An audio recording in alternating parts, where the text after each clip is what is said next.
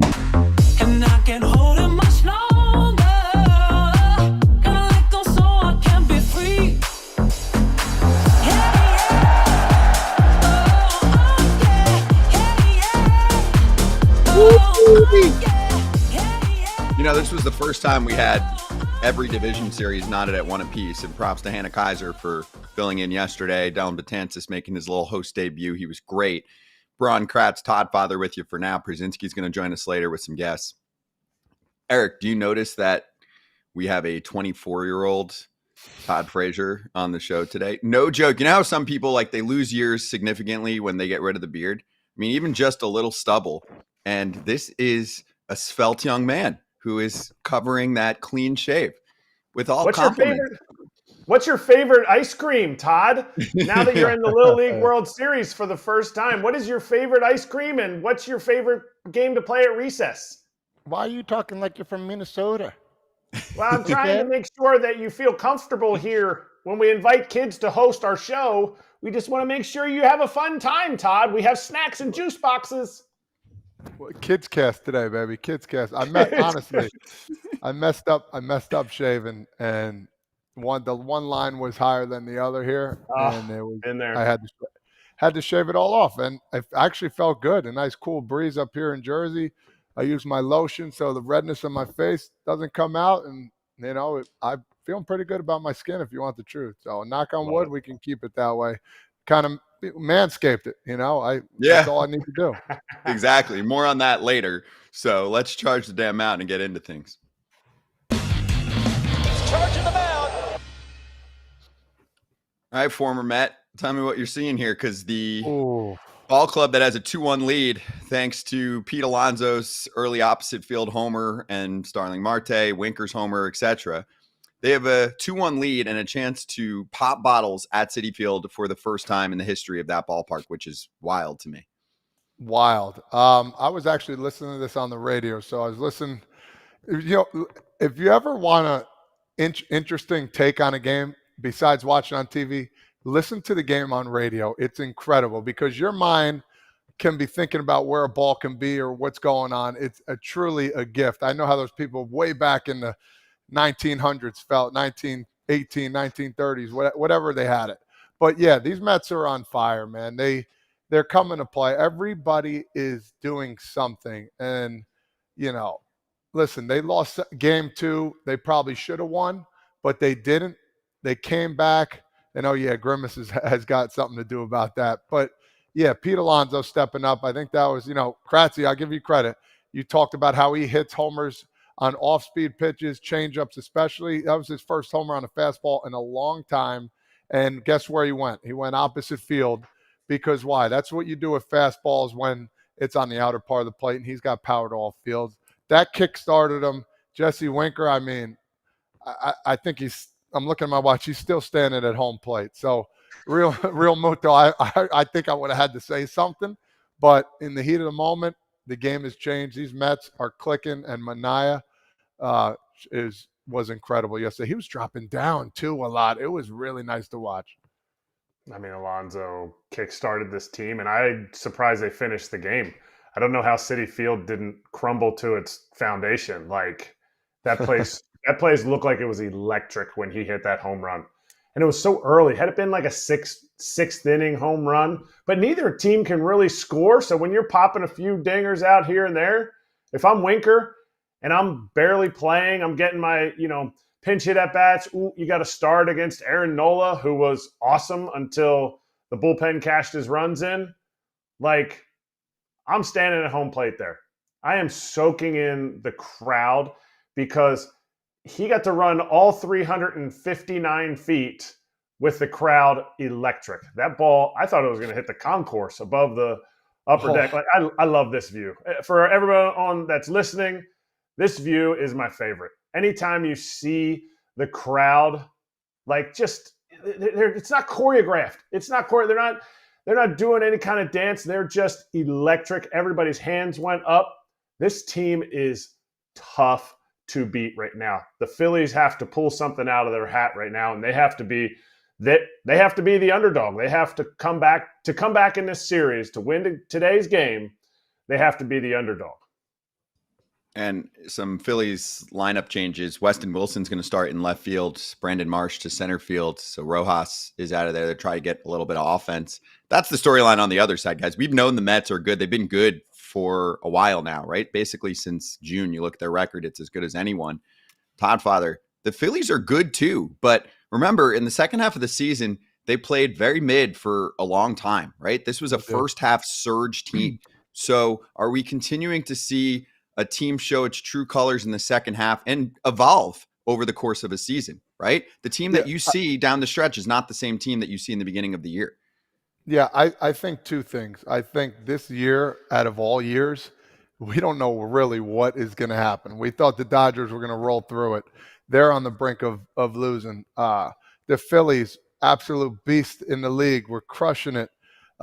Gave some games back again. They're, just mid right now, as you say. But they're a really good team.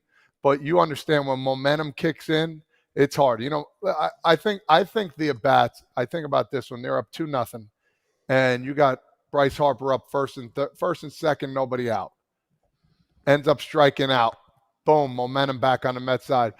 Castellanos hits one on the button, double play. They get out of that inning, and whoa, the Mets are doing it right now. And I think that was the inning that kind of, crushed the Phillies right there, and I didn't think they were going to come back. But also one thing that the Phillies have on their side, they got Suarez going tonight, if I'm not mistaken. Yep. Ranger Suarez. They don't hit lefties really well. Mets don't hit lefties really well. And that's the only thing they got going for him. But Jose Quintana was electric the last time he pitched. So I expect another low-scoring game here. Yeah, definitely early. The issue could be Ranger gets in any kind of trouble. That bullpen phone is ringing. The Phillies bats, I see a team. People are like, oh, they're not taking team at bats. They're all on the same page. They're all swinging early.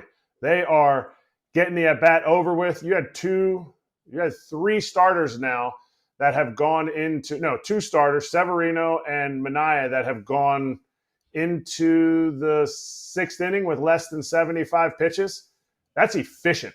That is super efficient. This stat from Paul Hembo at Paul Hembo, the Phillies 6, 7, 8 hitters are 1 for 31 in this series. And what do we say all the time? You have to make everybody but the superstars beat you. So those guys need to step up. Yep. I don't know about playing Marsh against the lefty. That's kind of I would call it more of a desperate move. But, early on, this is what managers get paid to do. Managers get paid to put guys in situations in these games where it's win or go home. I love the Weston Wilson in the game. I didn't know that until Scotty just said it. I love that because Quintana is so good at throwing that changeup off, heaters in, and Weston he's got nothing to lose. This dude's getting his start. This dude was in AAA most of the year this year, and then the rest of his life he was in AAA. He got called up last year, hit a dinger. That could be the spark because nobody's looking at Weston Wilson going, we're going to make sure we pitch to Bryce Harper. We pitch to Schwarber. We pitch to Turner. Nick Castellanos has beat us, so we're going to pitch to them. No. They're going to be like, Weston Wilson's going to be the guy to beat us. Left on left, Brandon Marsh is the guy to beat us. So it'll be interesting. It'll be right there in that pocket, 6, 7, 8. I mean, more on this later, but I'm smashing it over in that one. Ranger Suarez has not looked good for a while, Kratz. What makes you think that he'll be different? And let's take he's got playoff experience out of that, right? Because an arm's still an arm, right? What was going wrong for the last couple months? Was he wearing down? I mean, seems like a guy that's been pretty durable. What was the problem? He came off the IL, and since he came off the IL, his velocity ticked down. I would look at it early. If I'm the manager right now, I'm looking at it if he makes it to the second inning, I'm looking at his velocity. And I know I hate when guys just look at velocity, but when his fastball ticks down, his change of velocity stays the same speed. When his fastball is that 2 miles an hour more, which it was pre-IL stint, then he's getting those swings and misses because they have to respect the fastball. They were able to stay on it. Now, his last outing against the Mets was decent. He gave up 2 dingers, One to a guy that's not even going to be in the lineup tonight in Acuna, although they may put him in there, who knows. But you sit there and you go, what do I need to see from him in the first inning? Not what do I need to see from him in the fourth.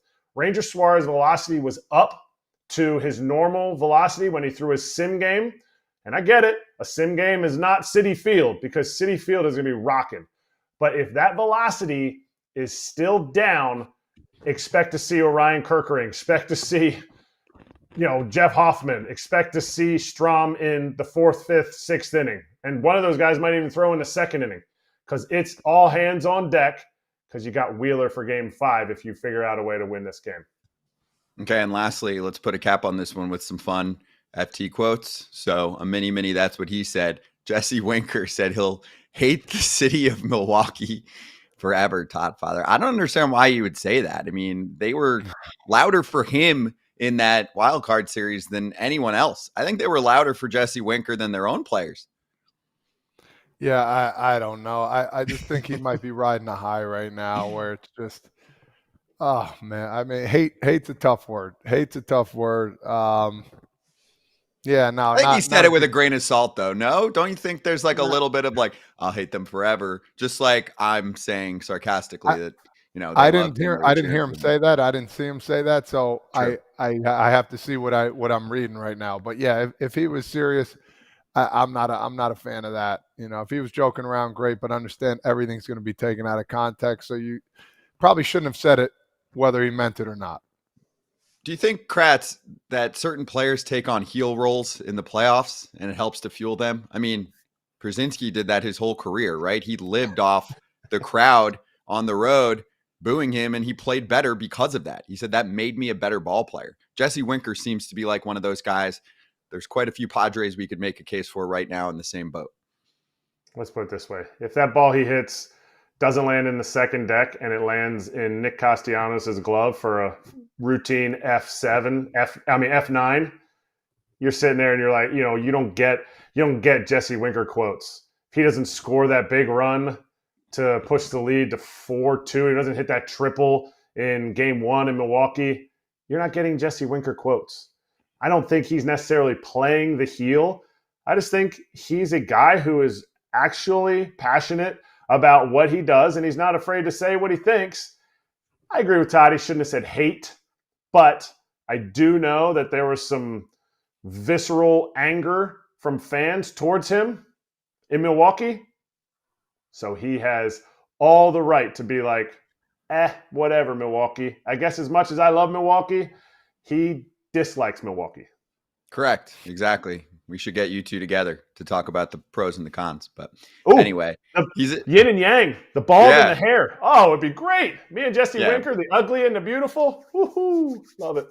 We'll get him on in the off season. After all this is done, he said he'd come on. So we'll get him and we'll talk about it. But he's obviously been a different player this year. He was pretty banged up the last couple seasons, and he's a good ball player from back in the day, several years back. Oh, yeah. All right, let's get to the Padres-Dodgers series. Fabian Ardaya from The Athletic's going to kick in 2 minutes to go over a little bit of drama and a little bit of pressure on LA.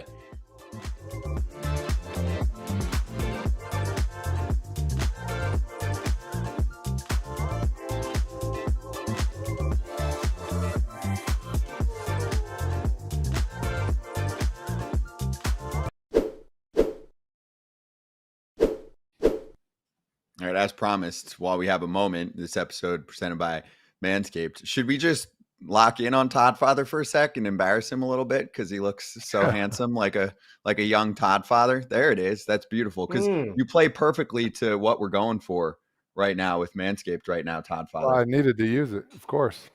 Yeah, of course. And we're looking for that clean shave. No, get rid of me. No, I know. Yes, it's pretty tight here, but back to Todd Father. There he is. Beautiful. Unbelievable. Right. You guys are great. Well, I want to talk about the Chairman Pro, and I feel like people will be more into it if they're just looking at how you can get a clean shave done just like that. Because, you saw me for a Skin Safe stubble trimmer. That's the go-to for me. And by the way, Foul 20 for 20% off plus free shipping at Manscaped. And the newest innovation is that Chairman Pro. But if you're looking for that clean shave look, that is what you're getting with Todd Father. And also, if you're worried about missing spots on the neck, like everything was perfect there for Todd Father.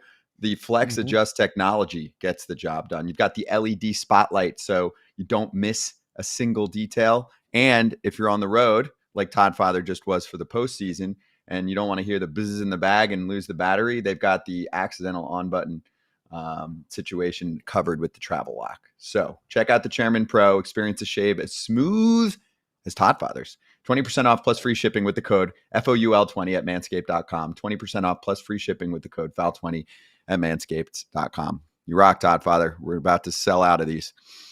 This joint is tight. I've used it. It's awesome. Awesome.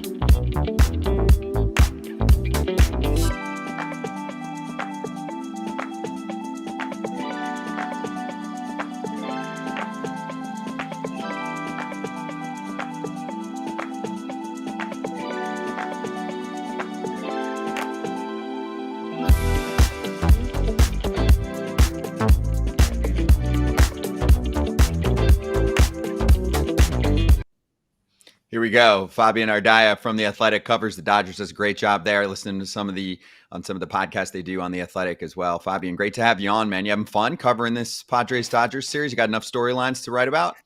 It's certainly been keeping me entertained. I feel like the workday is usually the quiet day when it comes to like a middle of a series, but it certainly was probably the most entertaining workday I had to deal with, and all the games haven't disappointed.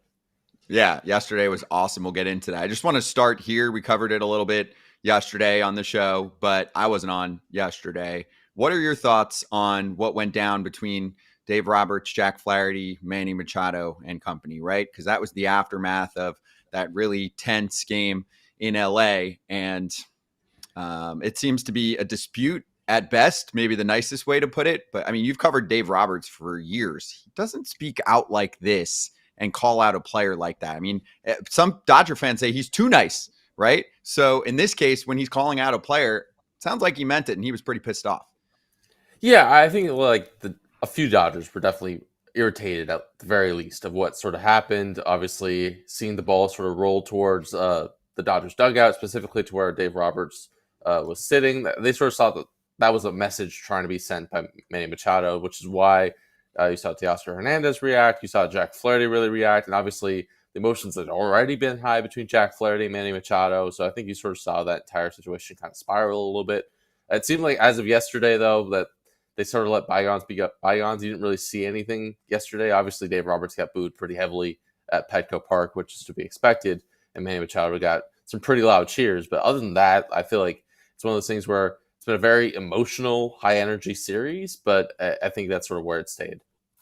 Were you able to ask any of the Padres players if they saw the video or their reaction to his throw? Obviously, you're going to rally behind your guy, but just more their reaction to his throw, or even Mike Schilt. Yeah, no, I think obviously Jackson Merrill got asked about it yesterday, and he sort of said like we stand behind Manny. We sort of understand like a lot of stuff happens in the heat of battle. Mike Schilt had a pretty passionate defense of Manny Machado, sort of bringing up that he's like the Roberto Clemente Award nominee, that he's a leader that they sort of see in the clubhouse. And Schilt sort of went a little bit indirectly at Dave Roberts, sort of saying, hey, I'm not going to talk about any other team's players, much less a player on another team that I've already managed before. And that's sort of where he kept it at, and sort of tried to defend Manny, and said his team doesn't need defending. Their actions don't need defending. They've sort of shown it on the field. Obviously, they're a really good team.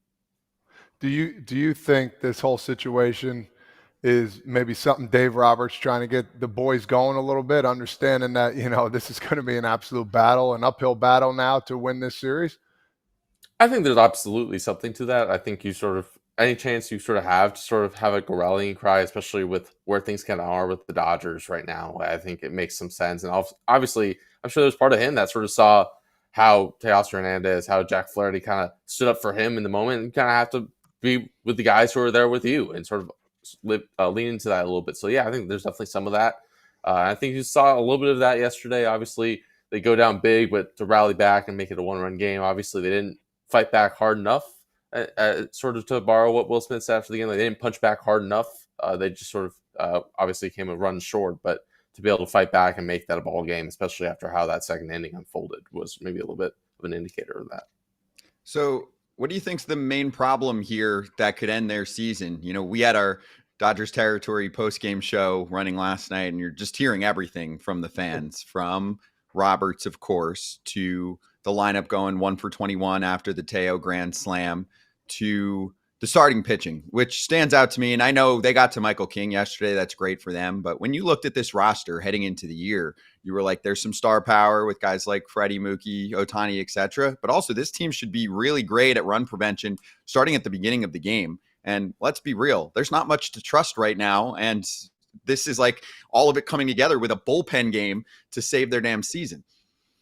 Yeah, I mean, it's the starting pitching. It really is. Like, I think at the end of the day, I wrote this after a game too. Like, they knew going into this October that they were going to have to slug their way out of every pretty much game that they got to, just because of the state of the starting pitching right now. You sort of look at it with all the season-ending injuries they've had, the significant time missed. I mean, Tyler Glass now obviously not part of the pitching plans. Clayton Kershaw not part of the pitching plans.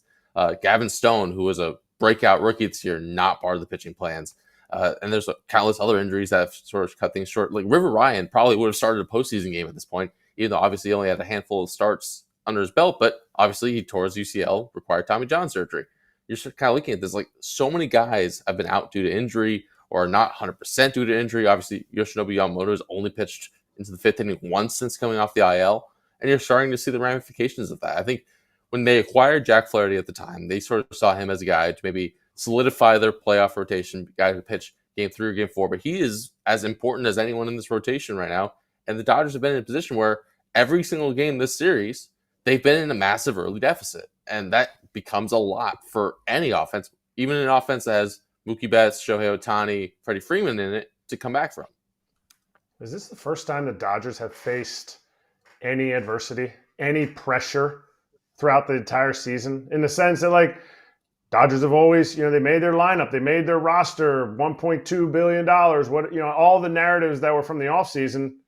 And now, tonight, is their first time that they're actually facing pressure. They can say, well, there's pressure to be the best team. They accomplished that.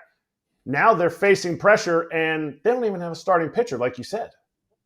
I mean, adversity-wise, I would argue that a lot of the season's kind of gone that way. I think you sort of look at, like, you spend a lot of money, you sort of do that. And yes, they still finished with the best record in baseball, but they only won 98 games compared to like winning 100 games the previous few years, obviously having that sort of record pace. A lot of things have kind of gone wrong over the course of the season. Dave Roberts remarked multiple times in September, like, it does not feel like they have the best record in baseball just because there's been all the pitching injuries. There's been Freddie Freeman missing significant time. Obviously, the situation with his family.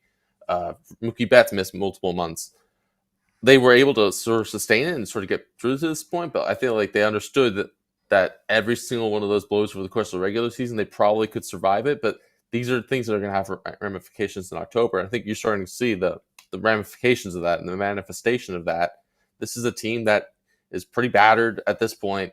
The rotation is a major question mark. They're throwing out a bullpen game in game 4 and an elimination game, and they're in a situation where they aren't 100% that Freddie Freeman's going to be in the lineup. I would say he's going to be in the lineup at the elimination game, but you're in a position where Freddie Freeman's hobbled, Miguel Rojas is hobbled.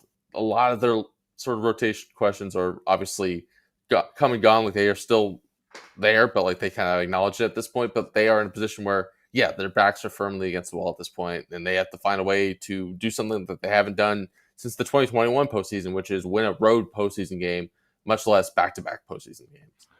You were bringing up a couple guys, too. And one guy that comes to my mind, Will Smith. He hasn't gotten a hit this whole series. He's got a couple walks, don't get me wrong. Gavin Lux here and there. We talk about bottom of the lineup, how they have to come through. And we've talked about the Phillies, how they're struggling. where did the bats go a little bit for this bottom of the lineup? And I remember seeing during the season too, they kind of went astray after the first 3 or 4 or 5 batters. It was like, all right, flip of a coin, man. What's the mode, and or what are they trying to accomplish down there? Because it really hasn't been anything.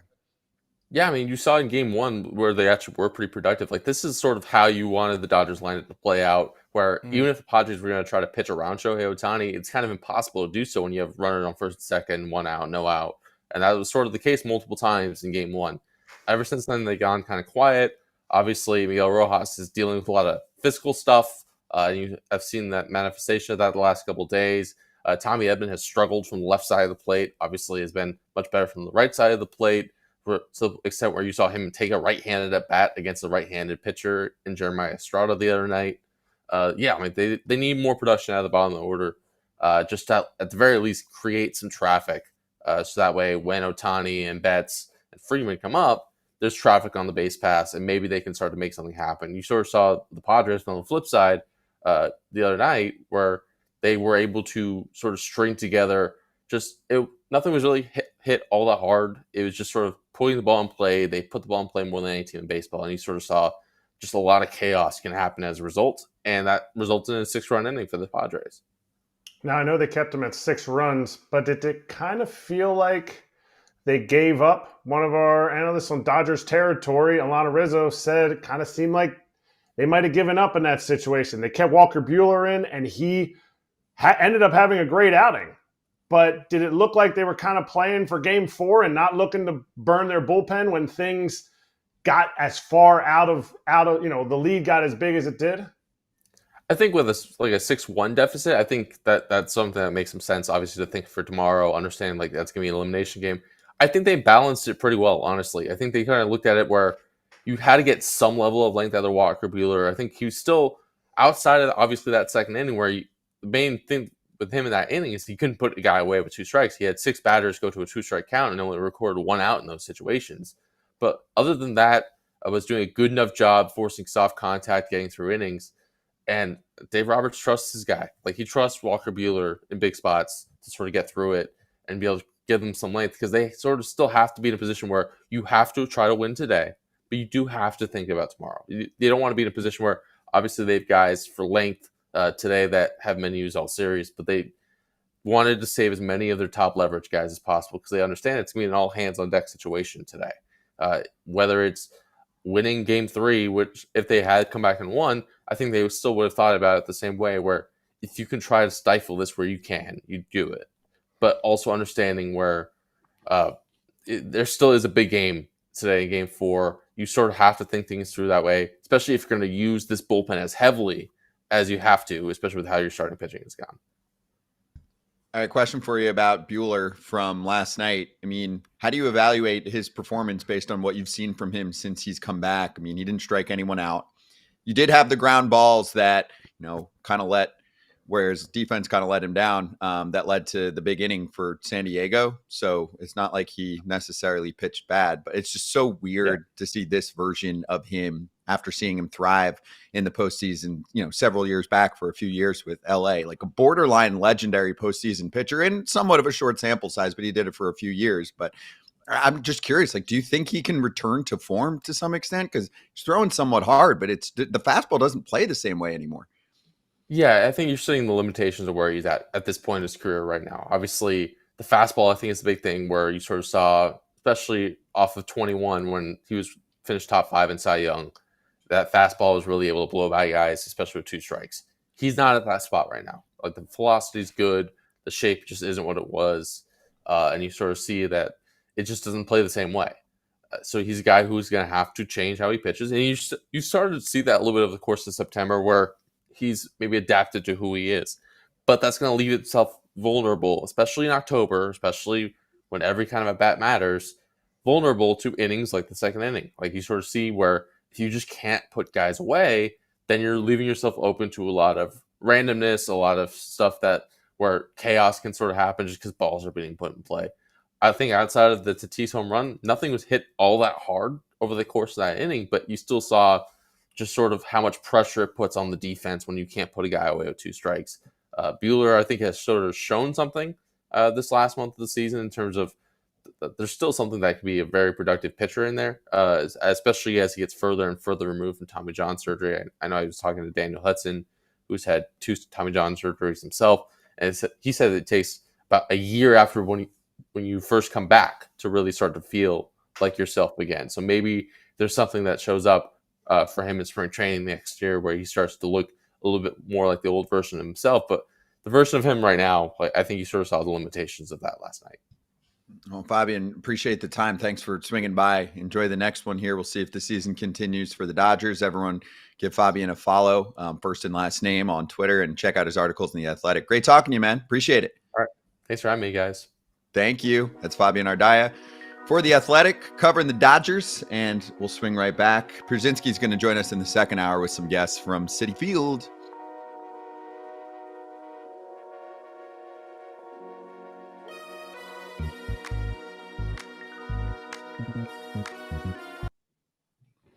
All right.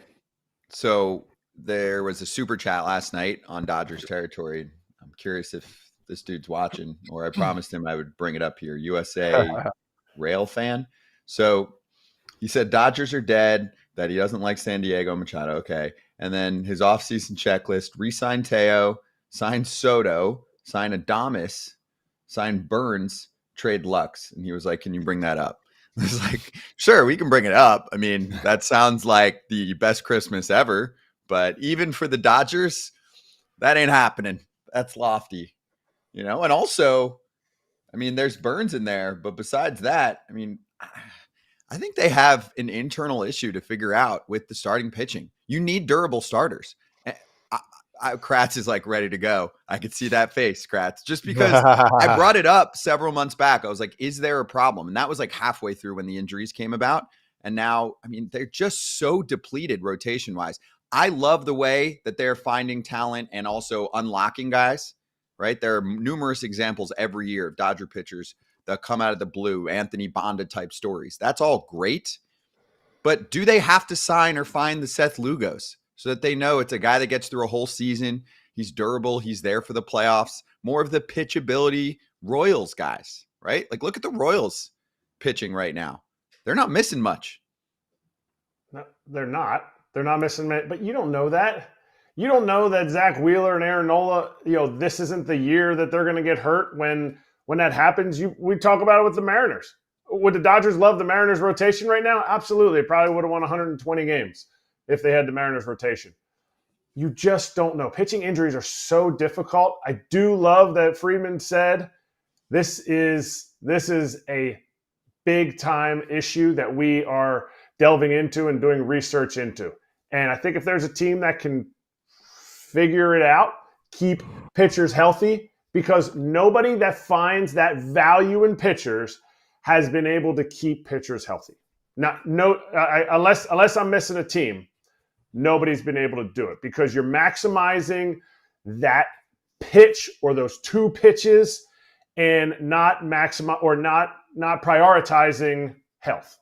Difference between the Dodgers, Rays, some of these teams, it's hard to do total analysis, but between the number of injuries those arms have had versus some other teams. So I don't know the answer. I'm just saying this is a tough spot for a team that spends this much to not have starters.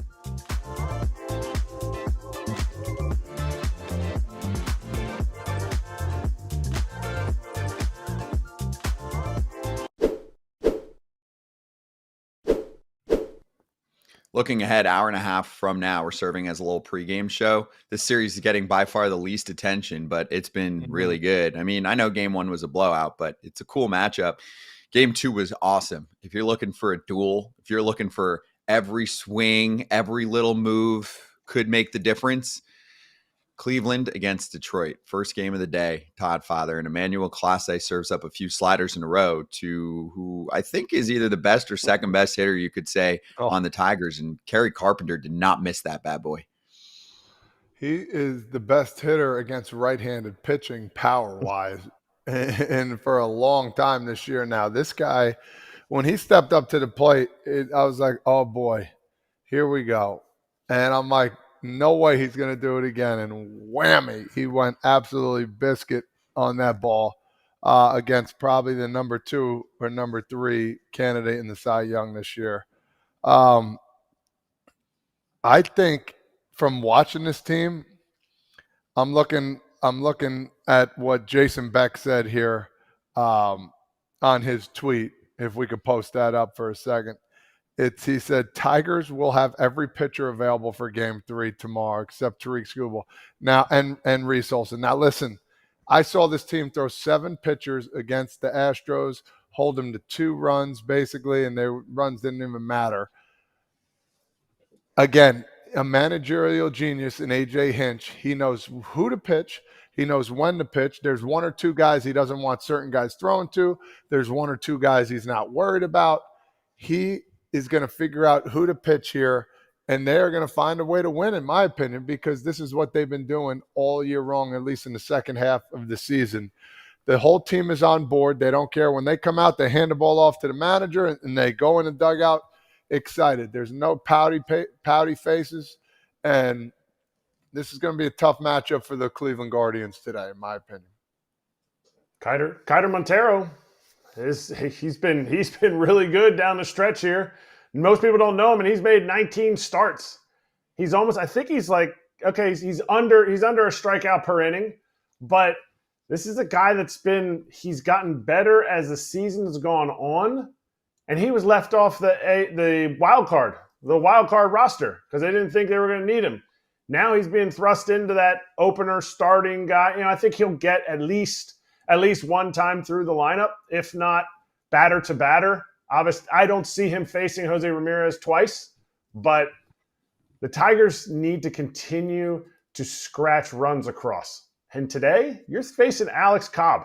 Alex Cobb is a great matchup for Kerry Carpenter.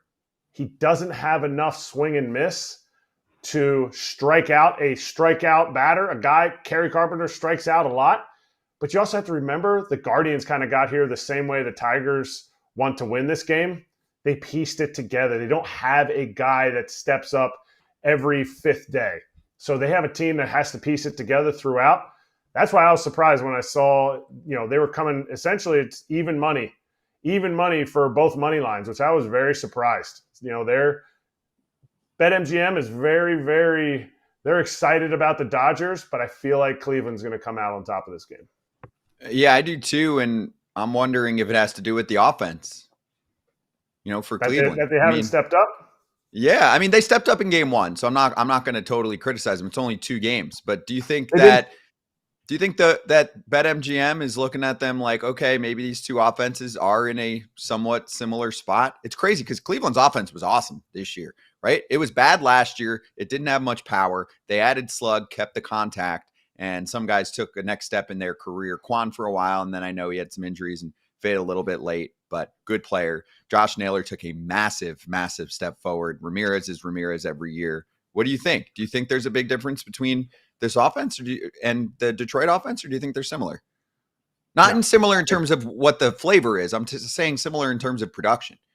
Where they're at right now? No, I don't think they're similar. I think the Guardians' offense is a better offense. I think the Tigers did not have to face Erik Skubal for 7 innings. I mean, when he wasn't striking you out, he was inducing ground ball double plays. Like I feel like that 6-run outburst that they had, 5-run outburst that they had, is what the Guardians can do. I think Bo Naylor is a guy that, because he hits behind Jose Ramirez, I think that is great protection for Jose. But I think the reason that Jose's going to step up and have a great rest of the playoffs is because he doesn't need the ball right down the middle. He's hard to pitch around because he will make hard contact outside of the zone. So no, I don't think this is the same lineup. And that's taken nothing away from what the Tigers have done, nothing away from Kerry Carpenter, Riley Green. But there's a chance Kerry Carpenter doesn't start if the Guardians were to throw a lefty out there. So you sit there and you go, there's too much platoon advantage to say that the Guardians are a worse lineup. Here, I have 3 things here. I wrote them down so I didn't forget because that's just the old man in me. that first game, if you think back, I watched a portion of that. Jose Ramirez should have been struck out, or should have struck out on strike 3. The umpire missed the call, changed the whole outcome of the game.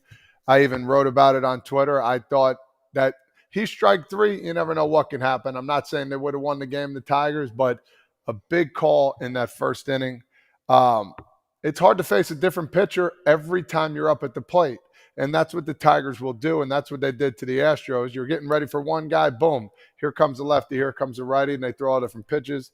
And number 3, Tigers win these games. They win these games that it's 0-0 in the 6th, 7th, 8th, 9th inning, 1-0, 2-1. If the games are close later in the innings, they got the arms and they got the guys that'll find a way to chip away. And that's why I give the lead here to the Tigers, especially during these bullpen games. Last thing from me, because I didn't get this yesterday from watching the game 2 days ago because I wasn't here. Alex Cobb has already gotten through the toughest test for himself personally in the postseason, and that was the awkward in-game interview during a heated game 2.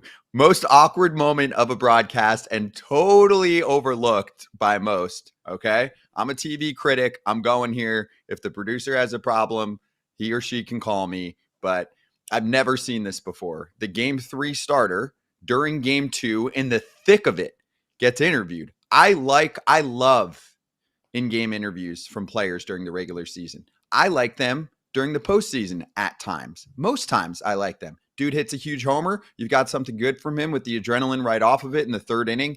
Awesome, right? There was one other instance earlier this postseason where there was a 9th inning interview that seemed unnecessary because you could have gotten the player 5 minutes later and it took away from the action. I felt like that had a lack of feel. This to me almost felt like there was some sponsorship thing I was missing, but they interview Cobb and immediately my TV production brain goes, okay, there must be something that he said that's crazy. Maybe it's getting run back a little bit because they want to show that he said something insane like, hey, these guys aren't crap, right? Or I have an issue with so-and-so. And it was just like your total run-of-the-mill, yeah, I'm excited for tomorrow kind of situation. And it was mid-game. I was texting with at least Kratz, maybe some others too. But I saw you laughing, Kratz. I'm like, what just happened? What was that? It was the weirdest little pause in what was a heated game with a dude who's not even in that game. Like, that's what you show on the post-game show. I guess my only assumption is it was his birthday, so they wanted to get him out there. I'm not saying I agree with it. I'm saying it was his birthday, so cool, you got him on. Like, I thought he was going to say something like, look at the camera and be like, let's go Cleveland, or like it was exactly what you said. It was awkward, almost as awkward as me saying that Kiter Montero wasn't on the wild card roster and he threw 2 innings. So that's awkward. That's my bad. Because I didn't see him start. I thought he wasn't on the roster because I thought Montero and Maeda were left off the roster. My bizzle, Tiger fans. All good. I like the correction, but it was super weird. I was just like, what is going on right now? What is happening? It's his birthday? No, I'm telling you. I've interviewed Alex Cobb enough. Super nice guy. We've had him on here, I think. He's not like, hey, I need to be on. But if you ask him, sure, he'll go on, right? So nice guy, said yes, but I don't know what the plan was there. It was weird. I'm glad he talked to the on-field person. I'm glad. It was weird, but I'm glad he did it. Yeah, that was nice of him. He has not been on. All right, so then we got to get him on this offseason to talk about it. I've interviewed him before. I mean, nice guy. He'll do what he's got to do. He's got actually some personality. It's some sneaky personality. You got to get it out of him. But he felt uncomfortable. Like, why are you talking to me right now? Oh, sick journey. He's been through a lot. Yeah, he was a dude on the Rays for years. So anyway, I mean, Cleveland, though, is looking at a team that, had Tanner Bibee, and then you don't really know what's going on. Just like Detroit, to a higher extent, had Skubal, and then you don't know what's going on. They've at least got themselves more of the traditional starting pitchers from, I don't know what you'd call them, not journeymen, but these are veterans that have been through a lot. Is that a fair way to put it? Cobb and Boyd, it's not guys that you would think about starting playoff games for you, but they've got good stuff. What do you call what they've done with their rotation? It's not patchwork, but pieced it together. It's patchwork. Yeah. They picked Matthew Boyd up. They picked Matthew Boyd up and put him in AAA. It's Yeah. patchwork. They're patching up. They threw Alex Cobb into a trade because he wasn't even healthy yet when they got him in the trade. I know he was rehabbing, he was throwing, but they're like when you pick up a starting pitcher in a trade at the trade deadline, you're hoping he comes back. Good for the Guardians going out and doing that because they could have sat there and well, we hope Gavin Williams, returns back to form and starts punching dudes out at the top of the zone, throwing his curveball for strikes. But they lost Gavin Williams for part of the year. Tristan McKenzie. Imagine if this team had Tristan McKenzie like he was last year. Last year. Shane Bieber, if he was healthy. Like there's a lot of teams that are missing starting pitcher, but this is patchwork. I don't know how else you would say. It's not demeaning anything Matthew Boyd's done. He was on the show here the other day. This dude has had an incredible year, and he didn't even have a job in May. Yeah. It's gonna be May. Yeah, no, it's nice. I got something nice for you. So Detroit's all amped up for a postseason game. Keep in mind, I mean, Detroit's been on this crazy run. Now they get a home playoff game.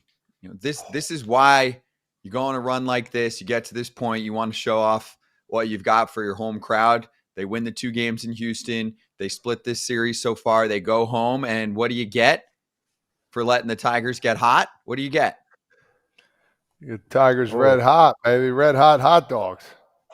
Flaming I don't know hot about Cheetos this. on a dog for game 3. I mean- the Tigers red hot.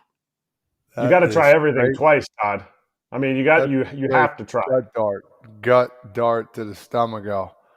That's not pregame. That's not pregame at all. Like you have to be. It's mandatory in the stands. Like if you have that offered, you're eating it. But I want to know anybody that's been in a postseason in Detroit. Is it loud there? Because I know when we were in the postseason with KC, everyone's like, I don't know how KC is going to be. Oh my gosh. The way that stadium's constructed and how the fans are on top of you and they're so high, it is loud. I was never in Detroit for the postseason, but I think the place is going to be rocking. Yeah, I've been there. I agree. Have you? Have you guys been there for playoffs? It's loud. I mean, is it a Padres Phillies kind of vibe or experience? I don't remember it being that way. You know what else stood out to me in the Midwest? Dude, when they had White Sox home games, what was that, 2021? At night, people all boozed up. That was wild. So Detroit's up there. It was a great vibe. It's not like you're going there like, oh, this team's spoiled. They've seen too much of this. That's clearly not the case. My last memory is from Detroit, Baltimore, sweep them, and they were just kind of shocked. They had a team where they thought they were going to beat the crap out of Baltimore, right? Yep. That was the Adam Jones, Manny Machado Baltimore Orioles, and a bunch of guys like Dylan Bundy, some names in that. I don't even know if it was Bundy actually at that time, but anyway, it was Tillman was their game 1 starter, I think. Tillman. So you're talking about Tillman, okay? Now let me give you the other side. It was Price, Scherzer, Verlander were the 3 starters. They had them like on a list and they would cross off one by one as they won. You had Miggy in his prime, V-Mart in his prime, Torrey Hunter's there as like a role player. He was the only one basically that was speaking to the media, which was a whole other deal. Anibal, JD Martinez and Castellanos were there. They were good. They would chat, and they were just kind of getting their careers going. But I mean, that team was dumb talented, and they got dusted. So I think it was loud early, but it kept cooling off as Baltimore was beating them up. I think Delman Young had a big knock in that game in one of them. Yep. To left. He had a double, bases clearing double, I think. Yeah, he was a beast. Can we go back to the hot dog real quick? Yeah. I used to, at Dodger Stadium, whenever we go, I used to have 2 dogs before the game. I still do. I love their hot dogs. I don't know if I can do this, though, with the flaming hot Cheetos on there. In terms of like what the effect is on your stomach or what the flavor I don't like. I don't like the hot like that, bro. The Dodger dog, I'm telling you right now, like it's probably the size of my arm, like from here to here. Oh, brother, really good dogs. And I like hot dogs. I like them boiled. I like them grilled. I like all type of dogs. Yeah. There you go. You guys like icy hot. Some of you guys do put all that crap, right? Oh, What yeah. is it? Icy Oh, hot? But then red you hot. won't do Yeah. the hot food? No, you put it on your skin. See, I didn't want to feel the pain. I'll feel my whole skin peeling off. But if I didn't feel the pain of an injury and I felt skin burning, I want fire on my body. I don't want pain, if that makes any sense. He doesn't want his mouth burning from the food. No. He would rather have his skin burning than feeling his shoulder about to fall off from the inside out. Exactly. I'm at third base, and I would not stop moving. And then you sweat a little bit. It makes it worse. Loved it. Loved the pain. Mm-hmm. Loved it. He's still like that. Like if we usually chat during the TV commercial breaks here, right, with the YouTube crowd. Subscribe to the channel, Foul Territory, if you want to chat with us, but on YouTube. But Todd Father will get up. He'll do a little shaking, a little dancing. So the Todd Father behind the scenes cam is pretty good. So actually, let's do that right now. We're going to go behind the scenes for a couple minutes here, and then we'll swing back and hit the Royals-Yankees series. We'll see if the Royals can get lucky again in Game 4.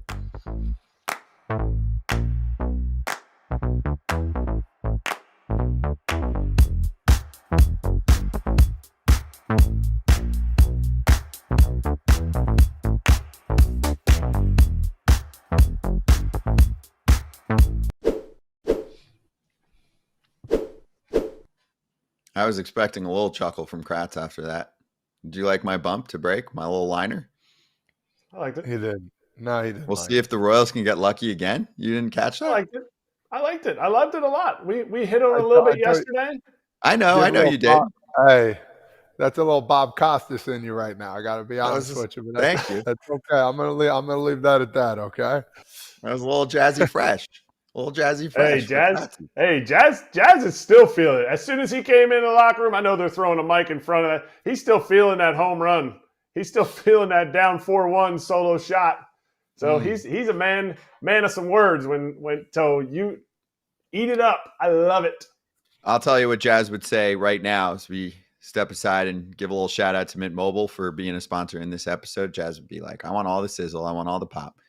I want all the nuts and bolts. But I want it for less. And that's what you get right here. If you look down and visit mintmobile.com/territory, FTFam, give it a look. Okay. Head over there. Let me know your thoughts. 3-month plans for $15 a month when you sign up. At the purchase of that 3-month plan, you get yourself the nation's largest 5G network. You get yourself the same deal with the phone number, the contacts, everything switches over nice and easy. So you don't have to worry about that. There's no hoops. There's no BS.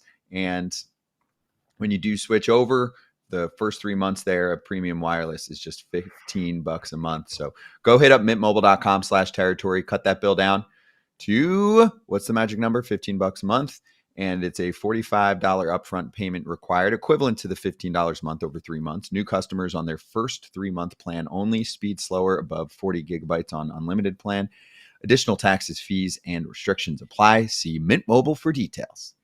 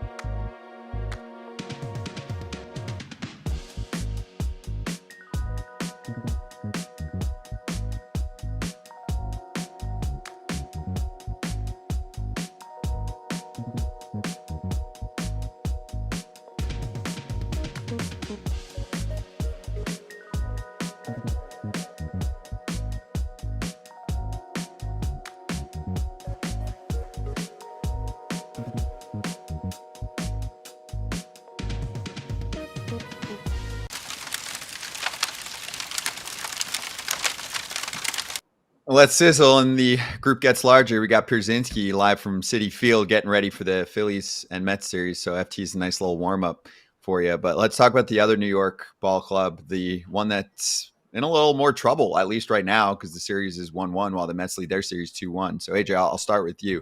I said heading to break because I wasn't on for yesterday when they discussed Jazz's little lucky quote on KC. If you were on the other side of that, wouldn't you throw that thing all over the locker room and say, hey, let's get lucky for 2 more guys? Oh, it's like the Data Boy Harper last year, right? Same Yeah. thing. Yeah, you're throwing that thing everywhere. If I'm against the Yankees and I see someone say that, my question is, why do you have to say that? What's the point to saying that? They got lucky. How about just say, hey, we had a bad game. We'll get them tomorrow. Like, you don't have to throw shade at the other team. Just say we had a bad day.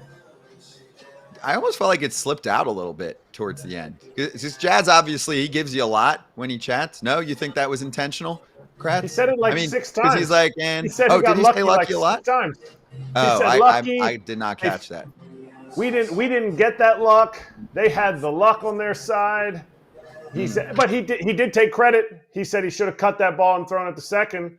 That should have he said that on him. It wasn't all just he said lucky a couple times. Todd Frazier, you cover the Yanks all year. What do you think?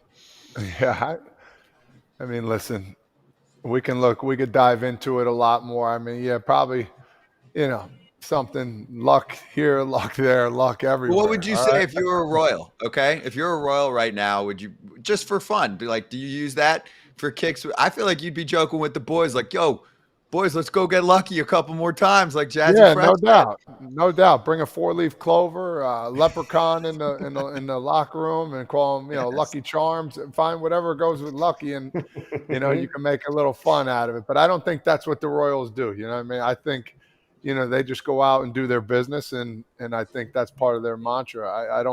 I don't see them being that type of team. I think they would be out of their realm if they did that. But yeah. If somebody does something good, man, hey, Mr. Lucky Charms, let's go with something. I don't know. You would make some kind of funny gif or something out of that. What do you think for this one? Yeah. But Scott, here's the thing. Remember Todd's whole thing? Like, you took what someone said and you guys ran with it, right? The guy, whatever. So that's how it works. Yeah. Look at the Mets, the series I'm doing. They have Grimace. They have OMG. They have a guy in a pimp outfit. And now they have Pete's favorite pumpkin that he carries everywhere with him. I mean, how many gimmicks is too many gimmicks? And then you get the fire from the other team saying we got lucky. I mean, if there's not a bunch of signs in Kansas City the next 2 games that say, oh, the Royals are going to get lucky, or the Royals got lucky, or whatever. I mean, then the Royals fans aren't doing their job. I'm sorry. Yeah, I like the KC Royal Lucky Charms. That's good. That's good right there. Yeah. All right. So what about the nitty gritty of the series itself? Now we've got Clark Schmidt starting up this game 3. And otherwise it puts, the Yanks in a tough spot. Seth Lugo is playing to what Kratz has been saying about Kansas City this whole time. He is the essence of pitchability, pitch mix, the whole deal, right? It's not just power grunt, I'm going to outdo you and blow fastballs by you, and then you're going to connect on one and send it, 120 miles an hour to the seats. So what do we think? AJ, you kick it off. Well, first of all, Clark Schmidt, I'm not nervous. I mean, I'm not saying before every game I wasn't a little bit nervous or a little bit just like butterflies, like anxious. Maybe it was more anxiousness than nerves. Yeah, I get it, but you better be nervous, a little bit anxious, because your season could be riding on the start. And the guy they're going up against, Seth Lugo, do you guys know his numbers against the Yankees? They are pretty good. 5-2 with a 2.55 ERA. That's pretty darn good against the New York Yankees. He's pitching in Kauffman. It's not Yankee Stadium where the ball flies out of there all the time. I don't know. This is setting up for, Kratz versus Frazier. Kratz coming out on top. Hey, Kratz has been around the block, okay? So he's been on 35 different teams. So it's going to be Kratz versus all of us here pretty soon. Anyway, yeah, you bring up some good points. Judge 0 for 8 versus Lugo with 3 Ks. Struggle bus. He's 1 for 7 with 4 Ks. We can go over all the numbers that we want. It just looks like he's just, for some reason, it's just not going up there and being the aggressive guy that he is. I know he takes pitches. I know, he's going to walk a lot, but they just didn't look the same last game, and the Royals basically walked all over him and did what they wanted to do. Momentum has definitely changed. The superstars aren't playing to their capabilities, and the game's 1-1. So if you tell me right now, both your superstars are going to struggle and, you at least get 1 win, I think you would take that. So Clark Schmidt, the biggest thing for him, he's got to work that cutter and that sweeper action, because he does have a nice fastball, but that cutter has been his equalizer as of late. And, talking about nervous, I was always nervous. My dad always taught me, hey, listen, nervous is good. That means you care. But if you're scared, you need to find another profession. And I think that bodes well. Nerves are great. Nerves are great. You can build off nerves, in my opinion. Nerves are just adrenaline seen by weak people. It's just adrenaline. You're just juiced up. Like, oh, he's nervous. No, I'm not nervous. I'm juiced. I am ready to go. What's that feeling? Like, don't be like, calm your nerves. Don't calm your nerves. Take that and have a superpower, whatever your superpower is. If you can hit the ball, if you're G and you're nervous, you can hit the ball, 120 miles an hour. That ball's going to come off 125. To me, if I'm the Royals, I have to continue to do what I'm doing. They're leaning on Salvador Perez. I'm not saying he's going to hit a dinger tonight. I'm saying his pitch calling will get them through this game, and he will put every one of his pitchers, whether it's Lugo for 6 or it's, bullpen guys from the 3rd inning on, he'll put them in a situation to have success. If I'm the Yankees, I have to trust that I can make contact off these guys. They're not going to blow me away. And you can't just lean and say, oh, no, Juan Soto didn't get a hit. Oh, no, Aaron Judge, he struggles against him. Those are the guys that are going to step up because they're back-to-back. You can't pitch around each of them. You have to be willing to take your hits. When they're shifting you, bang the ball through the hole. I think Glaber is going to be the difference maker in this game. If the Yankees win, it's Glaber. If the Royals win it, it's going to be a low-scoring game. My thing is, Kansas City is at its best when they build a team that centers around what the ballpark is like. It's tough to hit homers there. You've got a lot of space in the outfield in Kauffman Stadium, which means, contact can certainly help a little bit more. Singles and doubles will find themselves a little bit more in that ballpark. Plus, it helps when you've got some elite defense. The thing that I'd be concerned about if I'm the Yankees is not that Judge is struggling. He might show up in these next couple games and give you a homer. Bobby Witt is struggling right now too. And if Bobby Witt Jr. wakes up and Michael Garcia and Garrett Hampson and some of these guys are on fire like this right now, that's a problem. So, all right, let's step aside. We're going to focus on the Mets and Phillies series for the next 20, 30 minutes with some guests coming up. So it'll start with Tom McCarthy, and then we'll get to Adam Wainwright too.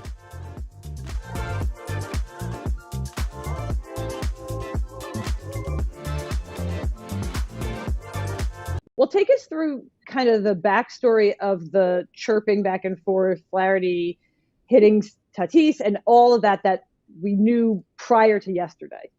When we left Monday night, how are we feeling? Yeah, so we'll go back to the 6th inning of Game 2. Jack Flaherty hits Fernando Tatis Jr. with a pitch to lead off the inning. Pretty clearly wasn't intentional, I think, to most people who saw it. Tatis had homered and doubled off him, but it's also a 2-run game and a playoff game. You're probably not trying to hit him. It didn't seem like Tatis thought he was trying to hit him. But Manny Machado did seem to think it was on purpose as some sort of response for Jack Flaherty not being able to get Fernando Tatis out. So as Fernando Tatis goes to first base, there was some chirping between Yerrickson Profar and Will Smith at the plate. But there was also Manny Machado yelling at Jack Flaherty from the on-deck circle. So when Machado comes to the plate, Flaherty strikes him out. He starts yelling back at Machado. In the middle of all this, like Dave Roberts said that he was looking at Machado and shaking his head as if, we would never throw at a guy in that situation. Fast forward to the next inning, Manny Machado and the Padres are warming up in the infield, throwing the ball around like normal. But then at the end of that, Machado turns towards the Dodger dugout in the video that I think a lot of people have seen by now, and kind of like sidearm one hops a throw that hits the netting right in front of where Dave Roberts is sitting. It seems from the video and also talking to people that saw it happen, like it was not a routine throwing the ball back to the ball boy in the dugout kind of thing. Like it was a throw with some intent and a situation and in a game where there were a lot of emotions. It was right after the shouting match with Flaherty. After that, Flaherty starts yelling back at him. But we didn't know about this throw at Dave Roberts until yesterday during the off day when Dave Roberts was asked about it and said, I didn't see it until I saw the video later, but it was unsettling. If it was on purpose, that would be really disrespectful. Obviously, this is a guy who's managed Manny Machado before with the Dodgers back in 2018. And while I think, when you look at the video, the ball, it's not like it zipped in and almost hit somebody in the head, but the Dodgers were really upset about it. Like, they didn't think that instance, they thought, kind of crossed the line for, what you're allowed to do in these kind of situations. And led to quite a dramatic day on team workout day yesterday.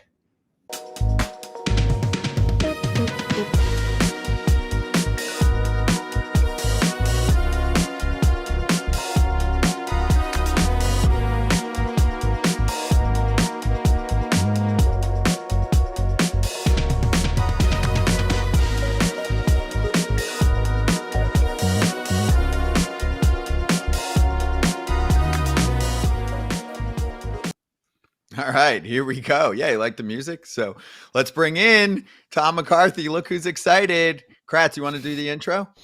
My head looks gigantic.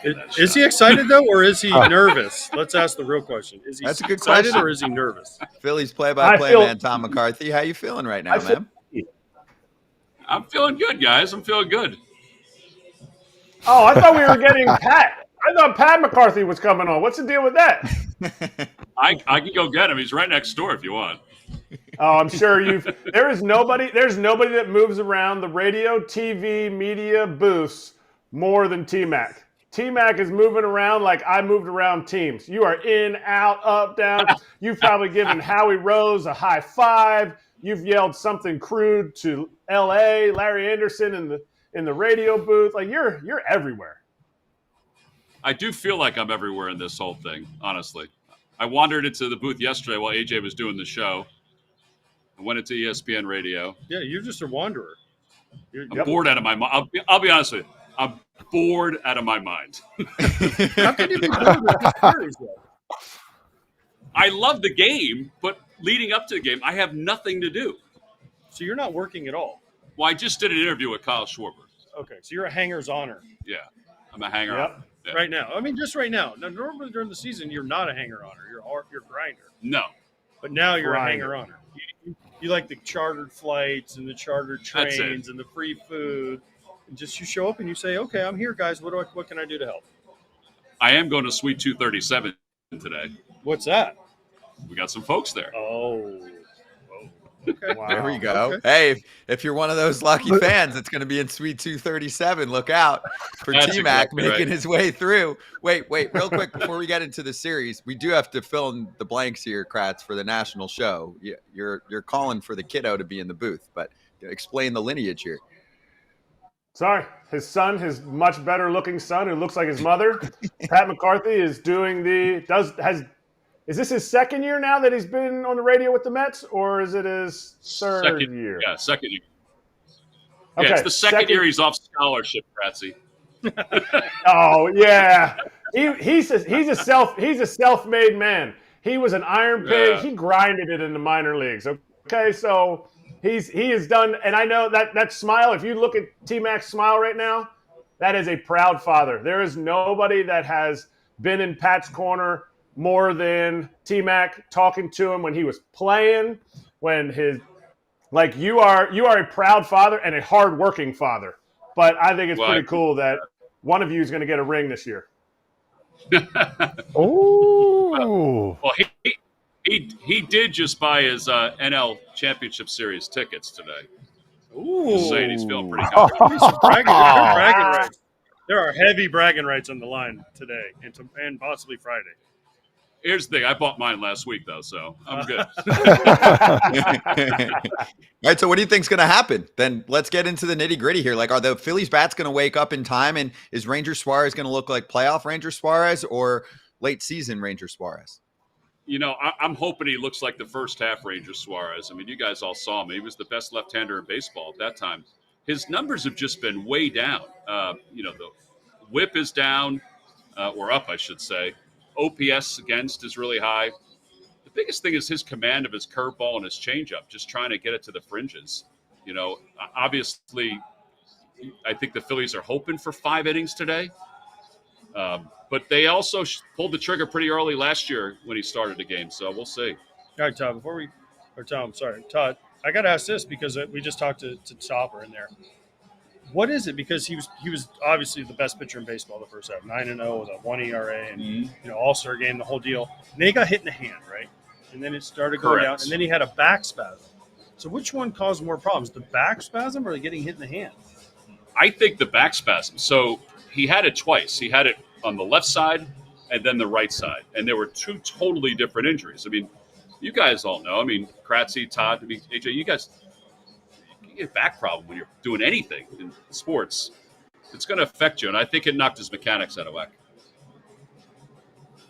So all hands are on deck today. I mean, it has to be. Ranger, just say for some odd reason he doesn't make it out of the second inning. Is everybody available right now to go? I mean, are they going to bring in a starter maybe to come in and finish it up? Like, how do you see this thing playing out if Ranger doesn't do what he does best? Well, Todd, I think everybody's available. They all threw the last couple of days. I mean, Christopher Sanchez kind of threw a bullpen yesterday, but I don't think it was a full one. But I think they're all available coming in. The only one that's not is Aaron Nola. And I think that's a big thing for them. I mean, obviously, they're hoping to push this to Philadelphia and get Buehler on full rest, but I do think they'll lean on him if they absolutely need to. Well, Topper just told us when we asked him that Sanchez is definitely 100% available for an inning. And he said he doesn't want to use Wheeler unless it's an emergency. Because he's like, yes, I know we have to get to Game 5, but he also is like, I really need him in Game 5. Because if he uses Sanchez and he uses Wheeler, then who the heck pitches if you guys get to Friday? Colby Allard. There you go. Tanner Banks. But I'm with you, AJ. I think watching Sanchez throw the bullpen yesterday means he probably could throw a little bit today. Okay, so what about the offense? I mean, they were so good in the beginning of the year, and there's so much star power. There's so many names there that you know. Like, you look at their lineup versus, we were just talking about the Royals-Yankees series and how many people can name Royals after Witt and Salvi, say, in the lineup, maybe a Vinny P. And for the Phillies, I mean, there's so many guys that have been around this league for a while that have been stars. They're not necessarily like past their prime yet, but why isn't it all gelling? And I'm not just talking about, 8, 9 in the order and Rojas and making the switch there with Wilson coming in today. But, like, where's Trey Turner, for example? It's a good question, Scott. It's interesting to me is they've gotten into these ruts before. I don't know how they get out of it. I think a few runs in the first inning might help. I think that might relax everybody, just like the Harper home run relaxed everybody the other day. I mean, AJ, you were there. I mean, it was a total different vibe after that. All right, so yeah, I agree 100%. They have to score early. They have to score early, guys, but I also think they have to put up more than one run. Absolutely. Like a leadoff Schwarber homer to me doesn't do anything. It has to be like a 2 or a 3 spot to throw the pressure back on the Mets here at home, because the Mets fans are all coming to this game thinking like, this is the slaying of the Philly Dragon. We're going to party after we win this game, because everything in this game lines up kind of for the Mets. If you look at Quintana, the way he's pitched, Suarez has struggled. The Phillies don't hit lefties. The Phillies chase. Quintana can throw it kind of out of the strike zone. So it's like everything lines up for the Mets, except for if somehow the Phillies hit a 3. If Bryce Harper goes up and hits a 3-run homer in the first. Right. It's like, oh no, here we go. We're Metting again. Yeah, I agree with that. I think that's absolutely true. I mean, they're hitting 140 the first 5 innings. It's not going to get it done. Is there anything to T-Mac, is there anything to dive into with the whole JT Nola looking super frustrated about the pitch selection? Is there anything to look into that? Because, I mean, JT's the guy that's back there. He has been the guy. You're sitting there and you go, yeah, why is there frustration? Is there something that was frustrating earlier, like maybe an earlier time in this series that pitchers have been talking about? No, Kratzy, not at all. I mean, you know how their relationship is with JT. I mean, they love him. I think it's more about just frustration overall. I think Aaron was frustrated with a couple of calls, particularly in the inning when he got lifted from the game. But I don't think there's anything else. I think they trust JT so much, and I think that's consistent across the board. It doesn't matter who's out there. All right, so let's finish with this prediction. I think we're going back to Philadelphia. I don't know how we can. What do you mean you don't know how we What do you think he can't? was going to be like? What do you think he was going to say? Hey, the Mets are going to win right here. Like, Yeah. I mean, Well, I will say this. crucified.